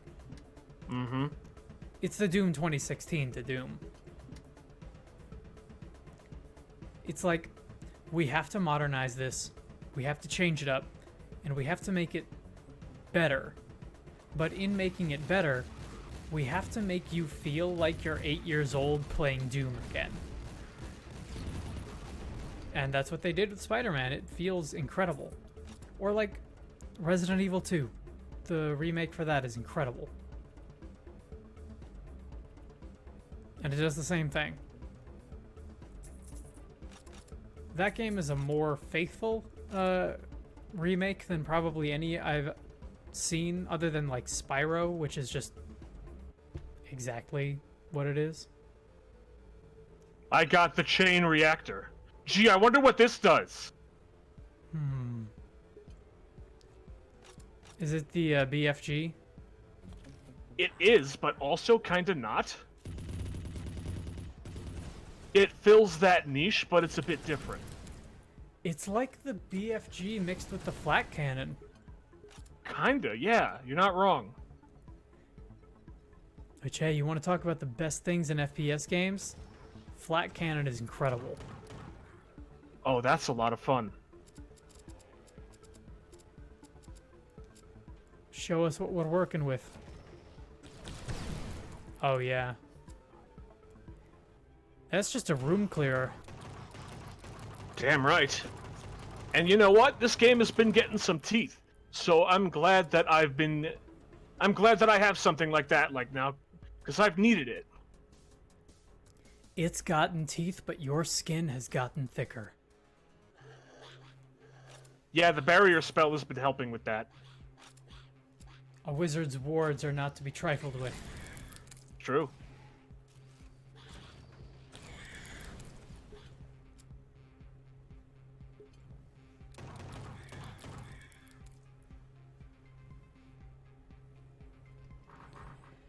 Wizards are quickly and easy to anger, as well as being subtle.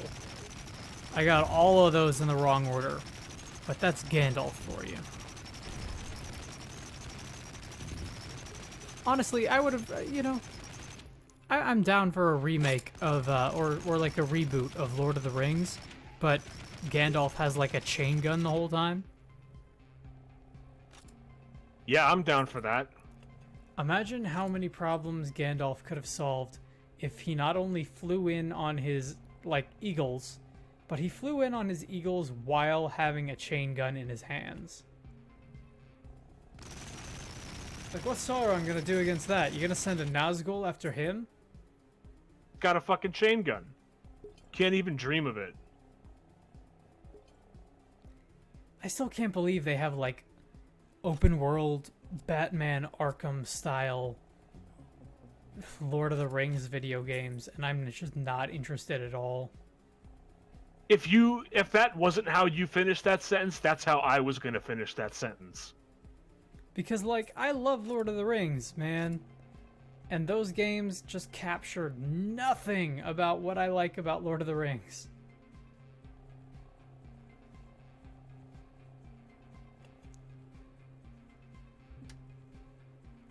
You know what does capture what I like about Lord of the Rings? What? Death Stranding. That game's coming to PC. I need to play it. Yep, you do. I, you know, Death Stranding is gonna be a weird game for you, I think. Because on one hand, I think you're primed to really like it a lot. And on the other hand, it is the most Kojima game since MGS4. And I had a feeling that you would say something like that, and I'm prepared for that going in, I think. Absolutely. I've seen where that thing goes, and... Okay, so the best art is typically art in which somebody says, I either love this or I hate this, right? Polarizing art. Yes, it is. That evokes a wide breadth of emotions. Like, one might say Deadly Premonition. Mm-hmm. Some people are like, this is the greatest thing ever, you don't understand. And some people are like, this is literally garbage.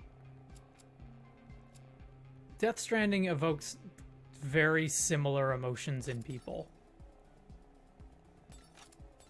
Some people will say that game is absolute, like, a waste of everybody's time and money and effort.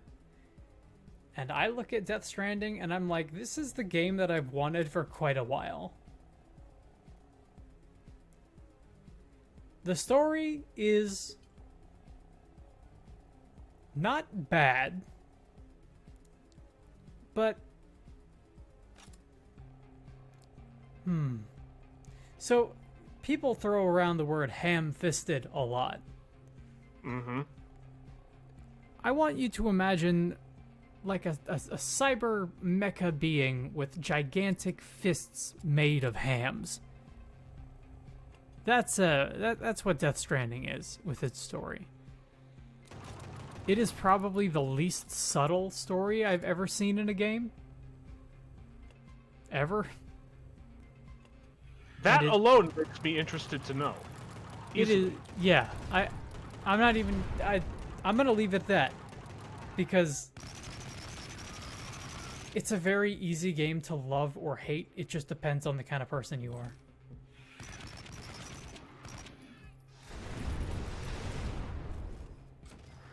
And for the record, I love it. I don't know if I actually said that, but I love it.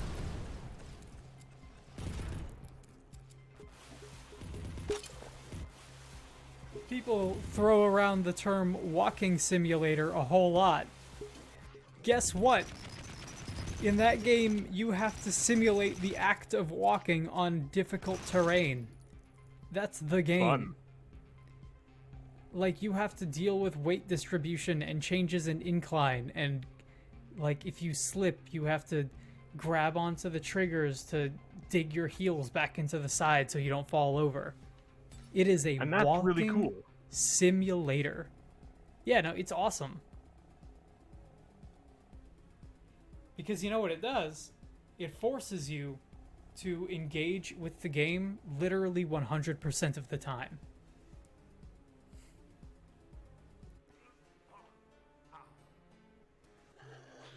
It is a game in which the elements that you would call game design are intentionally made as aggravating as possible. But all of the tools and the progression system that you have are all designed specifically to counteract it and to make it a non-problem as you progress.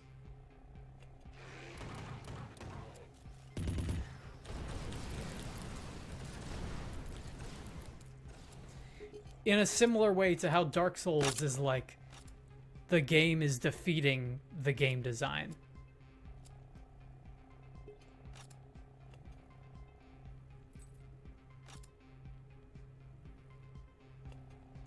But you know, Dark Souls is a metaphor for depression, I think.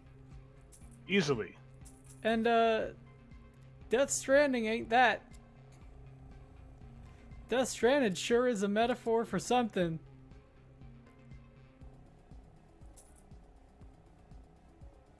It's right there in the goddamn name. The stick and the rope, man. The stick and the rope.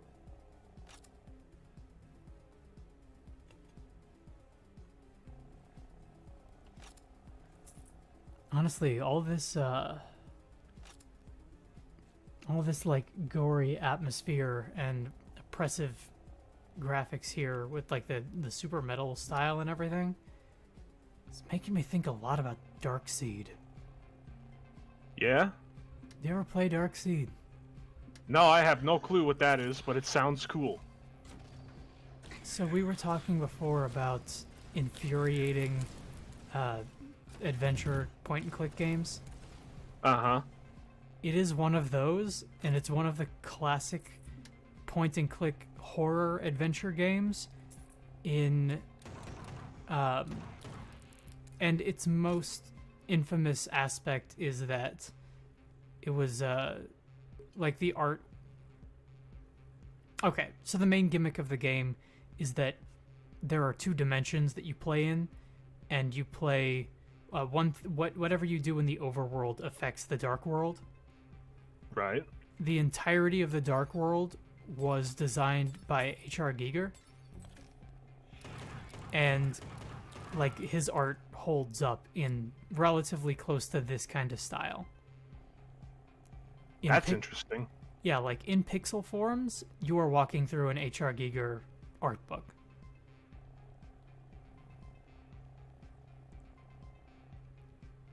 And if it would so the very first thing that happens in the game is you wake up from a nightmare and your head is implanted with an evil embryo, and if you don't get it out of your head in like 3 days time, it's just going to explode and kill you.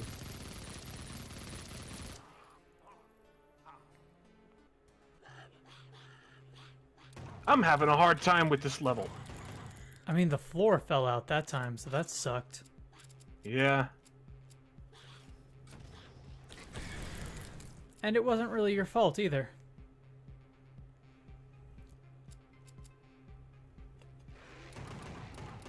It was not ideal.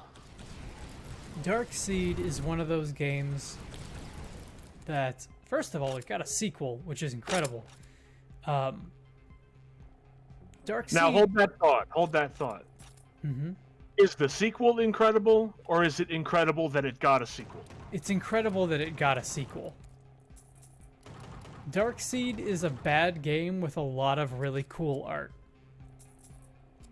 It was really cool when it came out, and it was scary when it came out. It is no longer any of those things. The only thing that holds up about it now is the art, for obvious reasons. The sequel is worse. But also, like, really wacky. Like, take that recipe and add in a plot that is bad and makes no sense. And just a lot of weirdness. Well, okay, so it follows the Sierra kind of adventure game design, where you can very easily miss items that will doom your playthrough, or you can like do something that screws you over and not know it for 4 hours until it's too late. Mm-hmm. It's one of those. It is, however, a very fun game to watch, because the creepiness is creepy, but everything else is just so awkward and stilted that it's really, really funny. Darkseid 1 came out with, so its original release was a PC game with no voiceover. So everything was silent, and all you had was the oppressive imagery. And that made it really creepy. Later, it got an updated re-release, and they gave it voice acting, and all of the voice acting is terrible. Like really bad. And it totally kills the atmosphere of the whole game.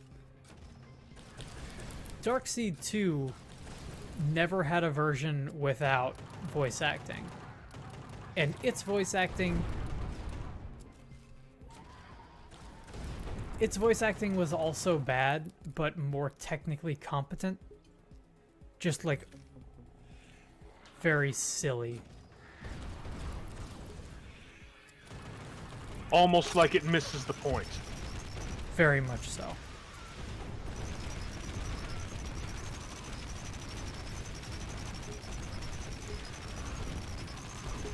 It often does get compared to the other game that I was talking about in the last part, which is Harvester. Harvester is the better game between the two of them. It's actually, Harvester has a lot of DNA in common with like some of the earlier Fallout games, like 1 and 2. Because there is a lot of weird and obscure like player choice in that game that actually does matter.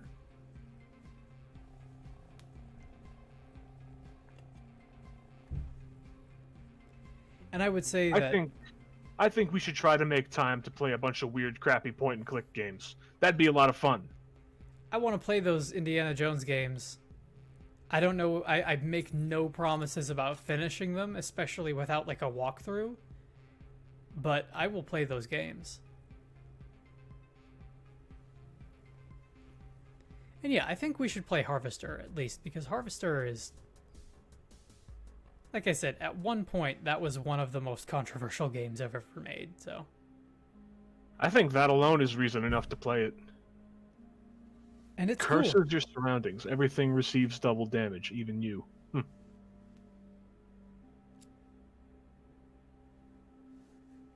I don't think that's a spell I want to cast by accident. I don't think so either.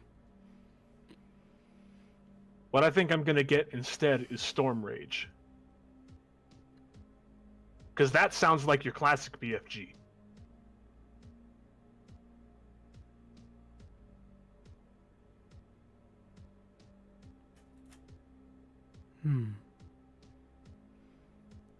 Every time I see that upgrade, I'm just reminded that I really want to play Bomberman.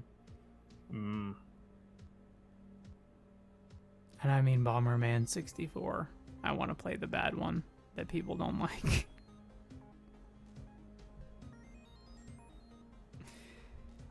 May not be art, but I like it.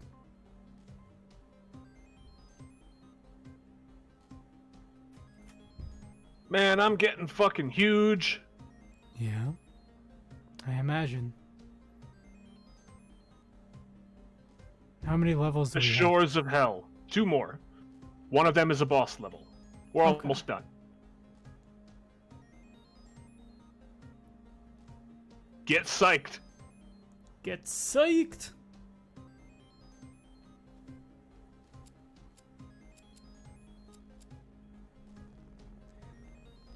"'Twas upon this level the Warlock contained the Chaos Dunk."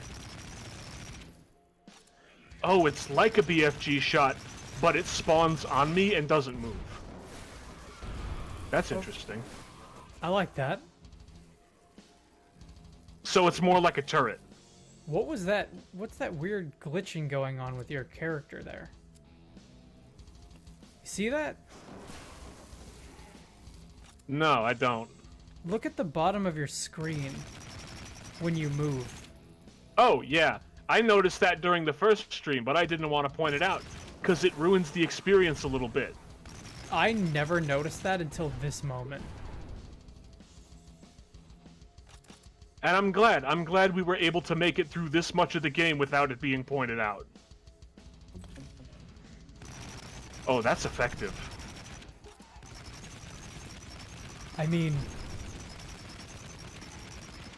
if anything, on one hand, again, I can't imagine that that's not something that you notice, which makes me feel like it's an intentional choice left in.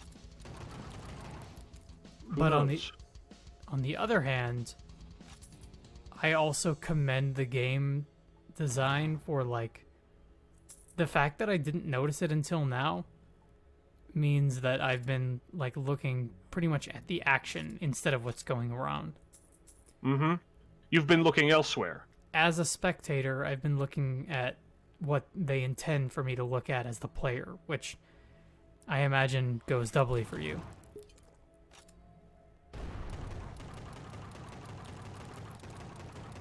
Oh, that is incredibly effective. I think, looking at some of the upgrades that I've seen, you could go through this game just using your axe and spells, and that would be totally viable. I would be down to try that. Because you can even get an upgrade for your axe that steals mana instead of health. Right. And then just protect yourself with the shield. And I tend to like those kinds of challenge runs. One of the most fun runs I ever did in New Vegas was me grabbing that giant vertibird buster sword and just playing it with that. I know exactly the one.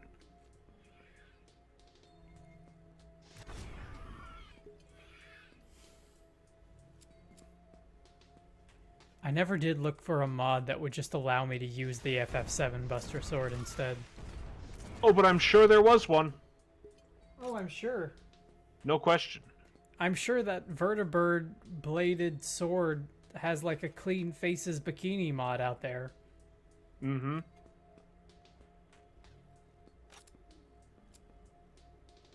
I don't understand. I mean, I understand, but I don't understand. I don't understand what it's like to understand.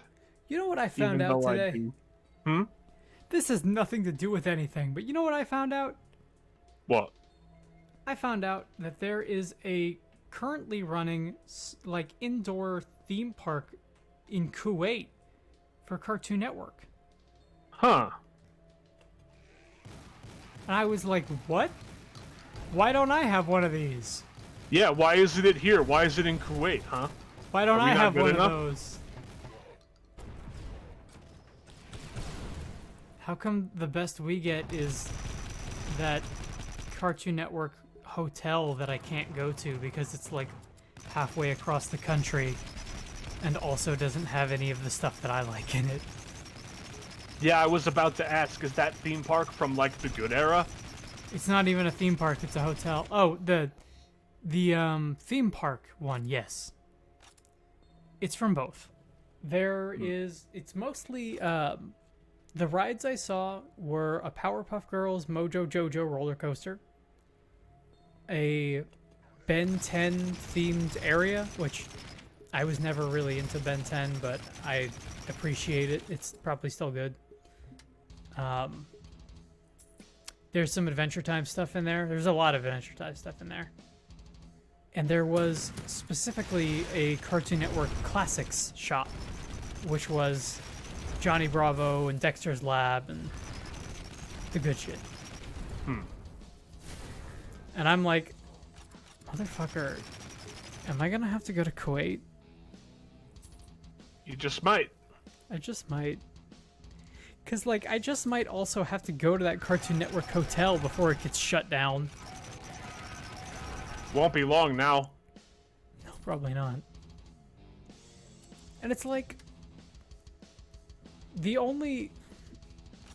It's weird, because the hotel has a bunch of properties that I actually do like. I'm not a big fan of Teen Titans Go. I think it's fine. I think it's better than people give it credit for. But I don't like it very much because I like Teen Titans. Teen Titans Classic, I guess you would say. Mm-hmm. But it does have Adventure Time stuff, which I never finished Adventure Time, but I watched like 8 episodes of it and I liked what I saw. And it has a cafe based on We Bare Bears, and We Bare Bears is pretty cool. It also has a swimming pool area, and I dig swimming pools. And it has a area with like water that falls down on things. You know, one of those areas.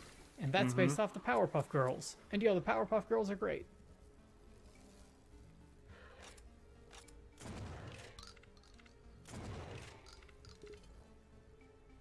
Do you know the original working title for the Powerpuff Girls was the Whoop-Ass Girls? No, but I believe you. And it got greenlit, only he just asked that he changed the name, and he did. To a better name.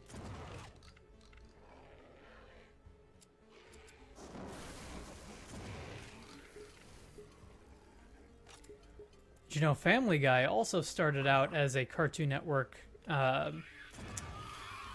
as a, like, original Cartoon Network pilot? Yeah.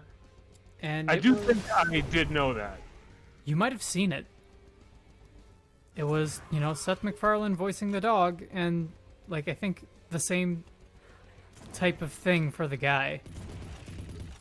It was fine. It was fine. That early Family Guy is pretty good. Like, those first 2 years are pretty funny. And then it became bad. Which is a shame, because Seth MacFarlane also worked on Johnny Bravo, which is one of my favorite shows ever. Now that I didn't know. Yeah. It was created by Seth MacFarlane. Wow, that lightning orb wasted those dudes before I even knew they were there. Oh, yeah. Good shit.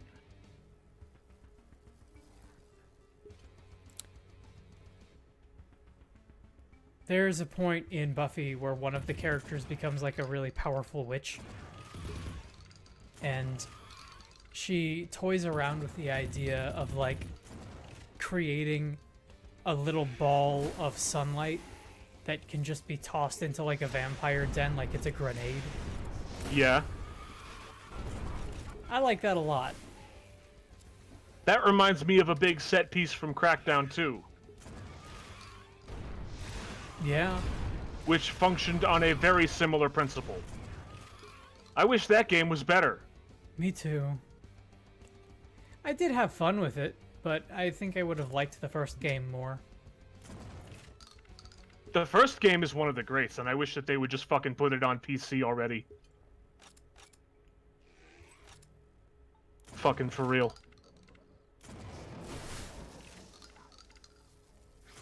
I wish Crackdown 3 was just a little bit more. I wish I cared about it, but I don't. Exactly. Can't even pretend to. They put so much of the marketing on like, yo, it's Terry Crews, you play as Terry Crews, and I'm like, the fucking dude from the Old Spice commercial? Like, okay. What's the game like? Because it's marketing, and marketing is the fucking worst. Oh, look at those shadows. I can't tell if those are properly dynamic or special. No, those are dynamic shadows, and they actually look pretty good when you consider. Because they're just shadows of pixel art. That's really cool. I like that effect a lot. Imagine this is one of those games that eventually gets like RTX support. Yeah? That'd be great. RTX support for my pixels? Oh yeah. I mean, have you seen like the way Minecraft looks with this? With those shaders? I mean, it's okay. It can look pretty incredible when you've got like the right rig running it. Have you seen Quake with that stuff on? I haven't. That actually sounds interesting. Oh yeah. They released I mean, it's on Steam, I think. You can actually get Quake with ray tracing on it. And it's just like, it's super good. It's like stupidly performance intensive, but it looks so cool.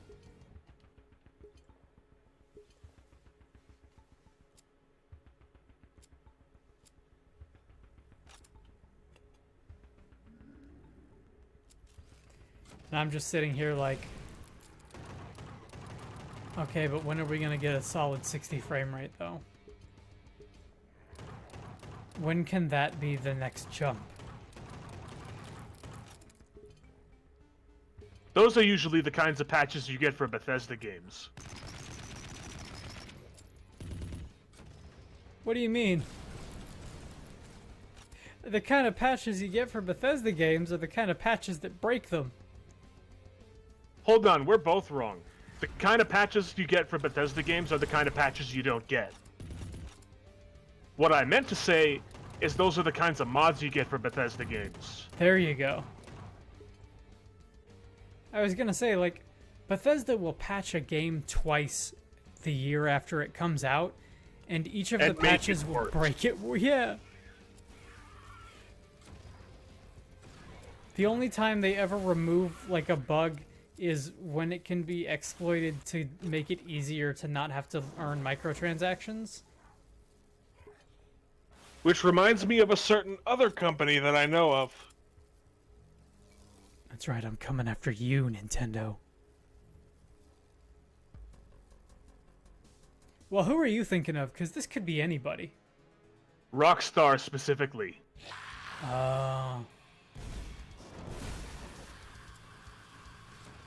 Yeah. I got no love in me left for Rockstar. My like- thoughts exactly. I like some of those games a whole lot, but the last game that they made that I really, really liked came out in like 2009.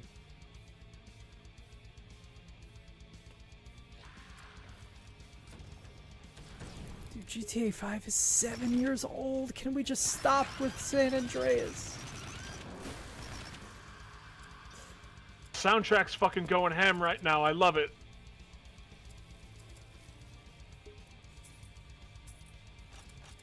Reminds me of some of the early Death Album stuff, like Death Album 1. Yeah, a little bit.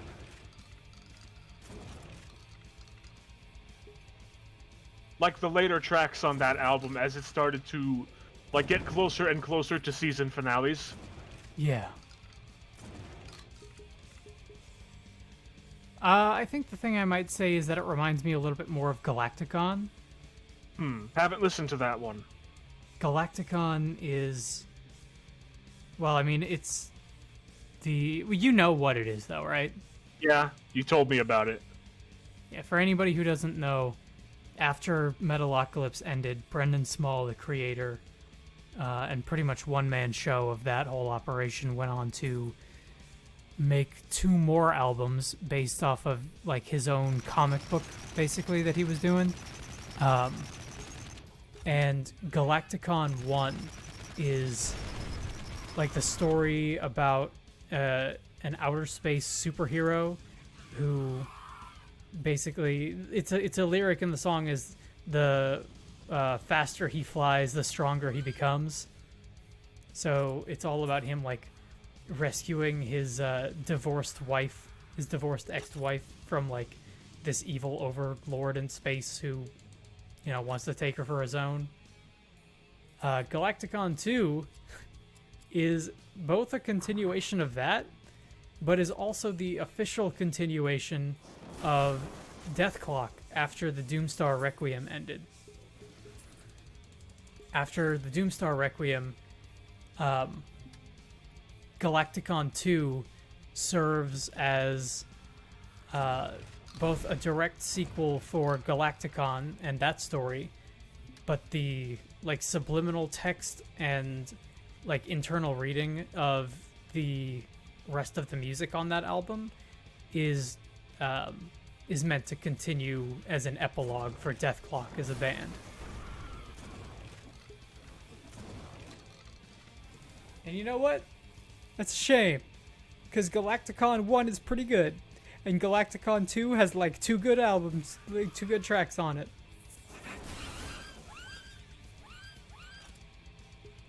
That all to say, Brendan Small is still an incredible musician. Like, incredible. He is really, really good at what he does. And he does a lot. It's kind of astounding what he's capable of. Honestly. And I'll never stop shilling this, but if anybody out there is interested in Death Clock or Metalocalypse, check out Ziltoid the Omniscient and Ziltoid 2, which is... So that is a metal space opera album about an evil alien overlord who attacks Earth because he wants to steal all of its coffee. And it's incredible. Like, musically, it's incredible. It's really, really silly. think of it as a cross between Metalocalypse and Invader Zim, and that's kind of the tone that you have. And the other thing that I would say is that, again, if you're a fan of Metalocalypse, Pickles the drummer is directly based off of Devin Townsend, the creator. Like, his singing voice and look and everything is pretty much the same. Oh man, all the levels are starting to bleed together. I like that a lot. The universe is starting to claw in upon itself. Fucking exactly. We were in like a fucking dungeon a few minutes ago. Now we're back in the Antarctic base fighting Yetis. And before you know it, soon the fucking robots will be back. It's awesome. I wonder if the plural of Yeti is Yeti. It's Yeto. It's not. I don't actually know that for a fact. I know for a fact that Yeto is a character in The Legend of Zelda Twilight Princess, and he's a big Yeti. Then a Yeto is just a big Yeti. And in that same vein, a Yeta is a female Yeti. Yeah? I buy that. Yo, I can't wait until you get to that part, because that is one of my favorite Zelda bosses ever. With some of my favorite music in Zelda, I think. And they do the thing in that game where one of the final bosses in that game, like towards the end of it, is like a final exam boss where all of the bosses that you fought previously get an incarnation in some shape or form. Mm-hmm. And they all get their own music remixed to it. And the remix for the Yeti encounter is like, it's just so good. Yeah, there they are.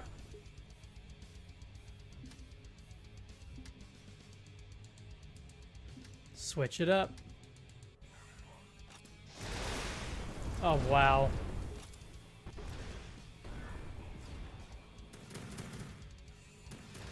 This is quite a gauntlet.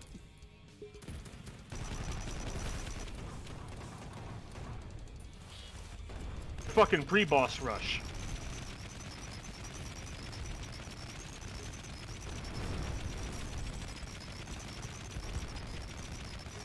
Just one after another.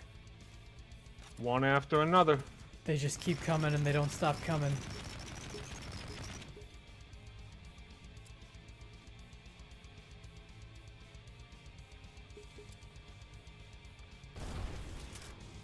Ooh.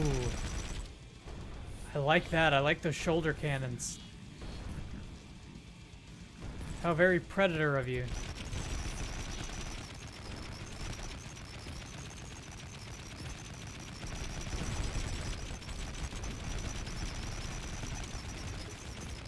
I gotta watch, did you ever see Appleseed? Nah. I think I've heard of it, though.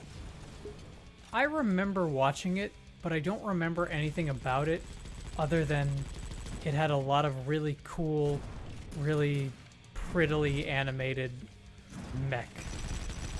It's pretty much all I remember. And that people generally looked on it and said, yeah, it was great. It's like in the same way that people look at Redline and they're like, yeah, it's great. Not much to say.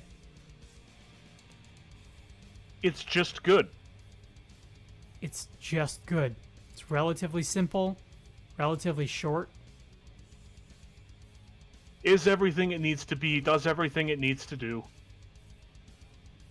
I think I watched it at the same time that I watched Final Fantasy Advent Children, which... oh man. I'm gonna save my thoughts on Advent Children for another day.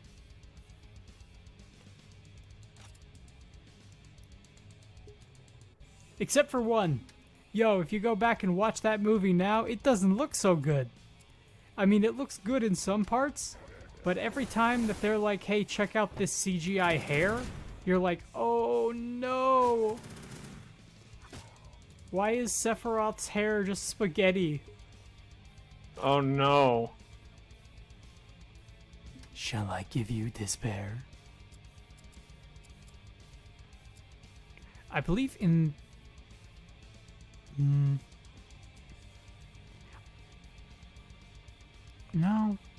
No. I don't remember that one. Hey, another Final Fantasy movie. You ever seen Final Fantasy: The Spirits Within? No. That movie is...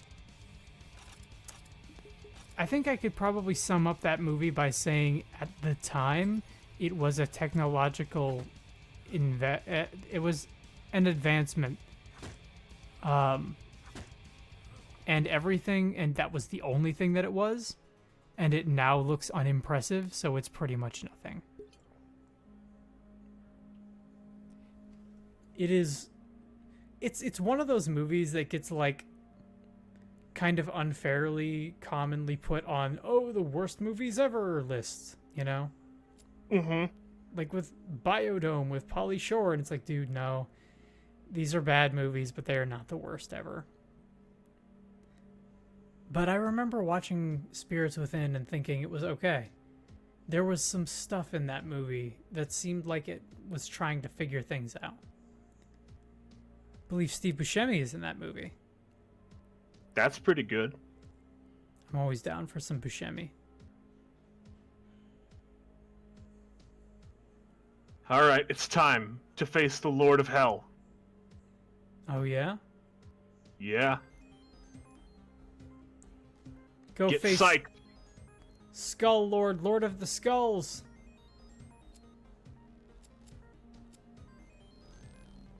Get psyched.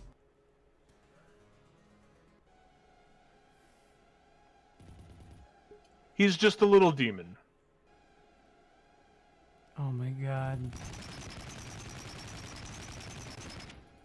So there's a gag in Buffy where they have they go through this whole haunted house that was set up by a bunch of... Yeah.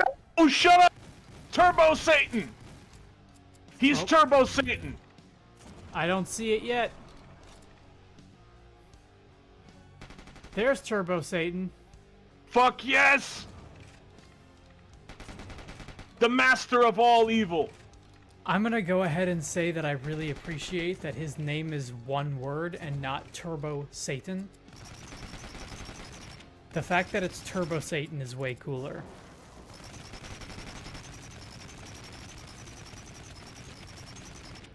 Shoot him in the gob. Kick him in the dishpan. Woo, woo, woo. What's your offer?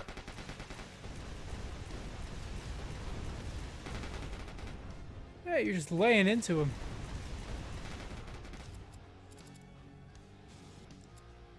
Hey, welcome, Sweet Holly. Good to have you. Welcome to Turbo Satan.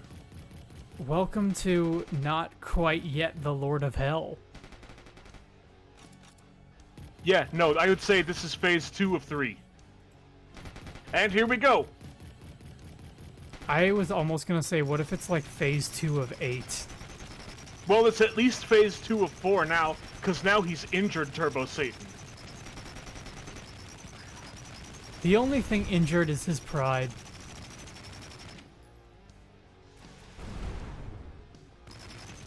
You gotta do it to the other arm. You must disarm him.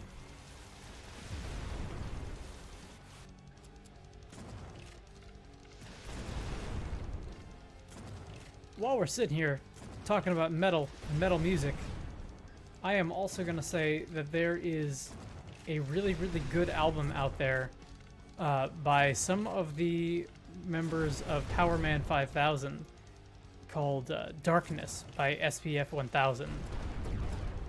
Sorry, Witch Hunt by SPF 1000 features the track Darkness on it. It is equal parts cheesy and equal parts just incredible. It sounds like if you hired like a really like a genuinely scary, edgy death metal group to come and play at like your Halloween town, you know, your cousin's Halloween party in the middle of the suburbs. It's like that.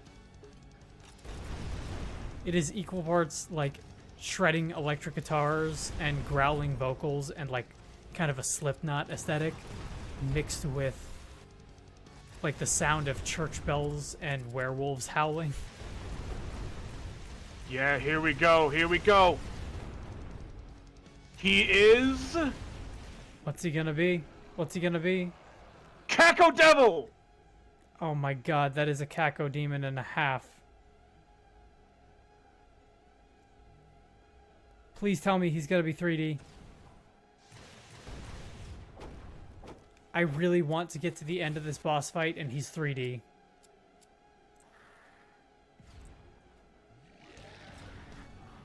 Oh, wow.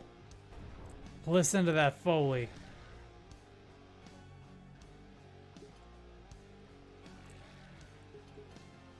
Yeah, the music is getting some John Carpenter vibes in it with that synthesizer going on.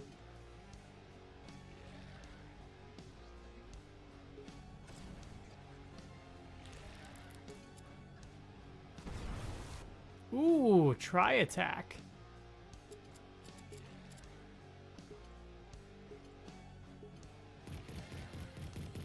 I'm trying to remember what TN's try attack was called, but I can't. Tri-beam cannon. No, well, yes, but its name. Yeah, it's called the Tri-beam cannon. No, it's got. I mean, its real name. It's got like a really dumb sounding, hard to pronounce name.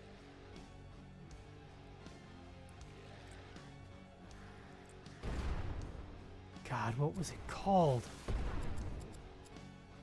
Doesn't matter. You're using the Hellzone grenade to deal with it. He's not dead yet. There's more to this fight. We really He's got the to talk fallen lord. We really got to talk about how supremely cool the Hellzone grenade is for a name. And how it never gets used.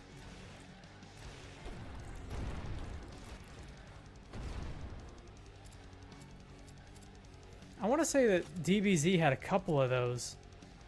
Just attacks that were straight up named after hell.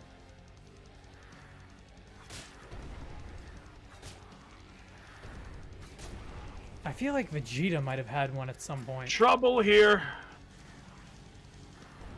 Oh no.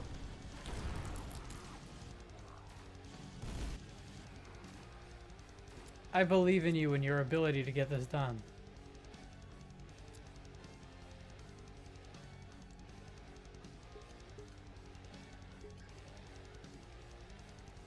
Yeah.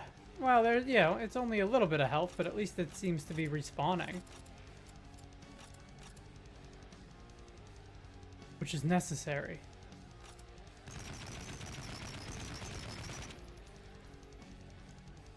Very, very necessary.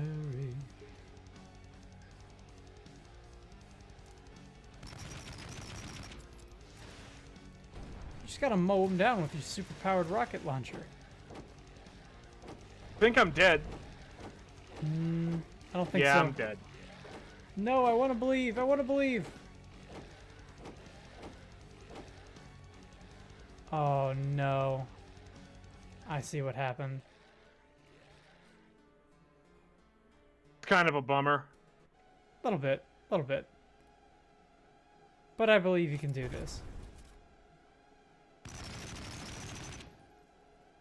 At least now I know I need to save my BFG ammo for the last phase.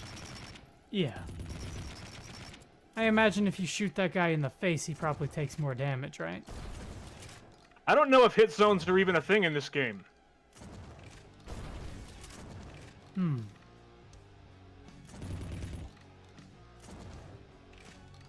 Maybe not.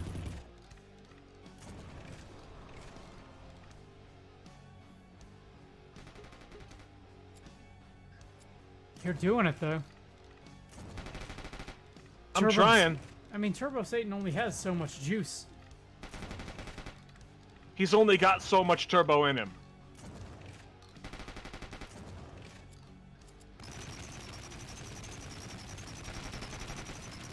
You know, I had intended for this to be a trilogy, but I think by the time that the VODs all get sorted, it's going to be a quadrilogy. You think so? I think so, only because we're pushing on 2.5 hours, and rendering that is going to be a pain in the ass. But ultimately worth it to conclude the saga. And what a saga it's been. Yeah, this is only slightly longer than part 2 so far. Yeah, get him a grenade right there, right there. He definitely doesn't like these grenades. No, I have noticed this.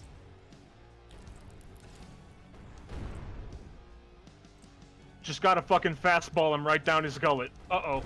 You gotta give him the fastball special.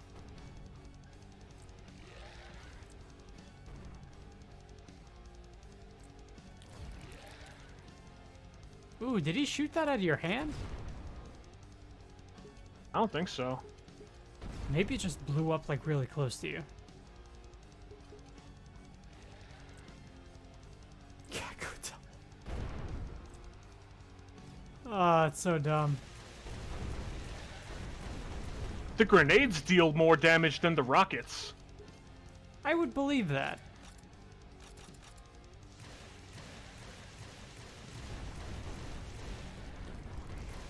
I don't know why. From a balance standpoint, it makes sense. Yeah.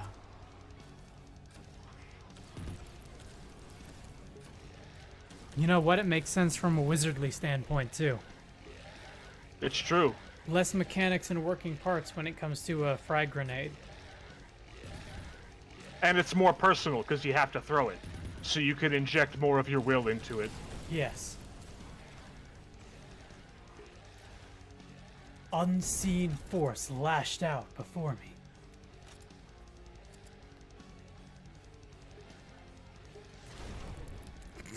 Denied. Try again next time.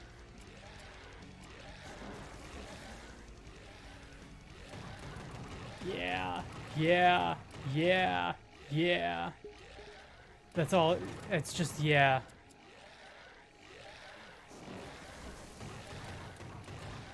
That's his whole sound file. Yeah, yeah, yeah, yeah. Yeah! Yeah! Get psyched! You've done it! The Lord of Hell himself, the Scourge of Life, has crumbled. His limp, bloody carcass bows before you. You've never felt so alive, so powerful. The walls of hell are crumbling, revealing an army of hundreds of thousands of demons. Without a leader to follow, they bow to you. The only man powerful enough to kill the Lord of Hell. He was weak, unworthy, undeserving of the throne. You're more powerful than he ever was, and you haven't stopped growing in ability. With a laugh and a grin, you ascend to the throne, finally understanding that evil can never truly be killed. Your strength courses through you. Now you intend on taking your bloodlust beyond this realm. The entire world awaits your wrath. Yep, now that makes a lot more sense as to why he's a warlock. Mm-hmm. Well, congratulations. Congratulations.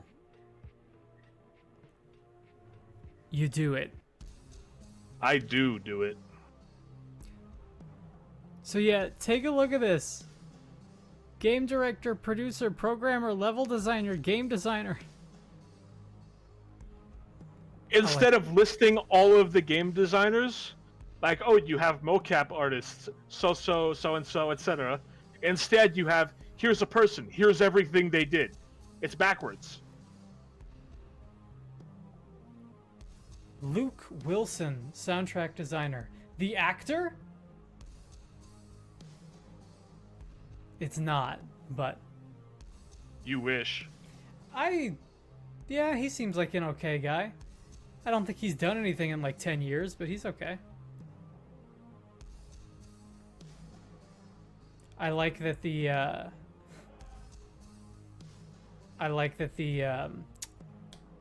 enemies all get their own little showcase here too.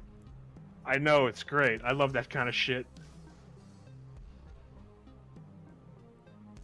Aw. Hubert Hoffman. Looks like it says Hubert. Hubert Hoffman is his best friend. Radical.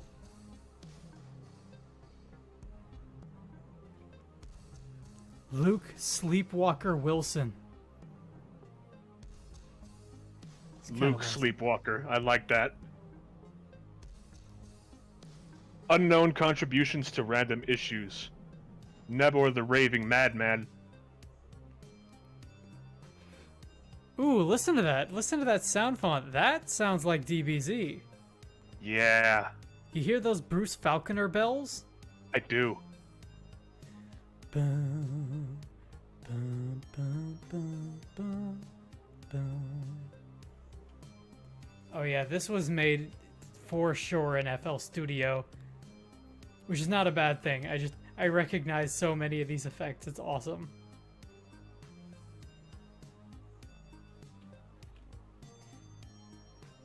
So yeah, I mean, this game was pretty fantastic. I loved every minute of it. And it was a blast to walk through. Like, even now, as I'm, like, you know, on the edge of collapse from sleep deprivation, I had a lot of fun watching this.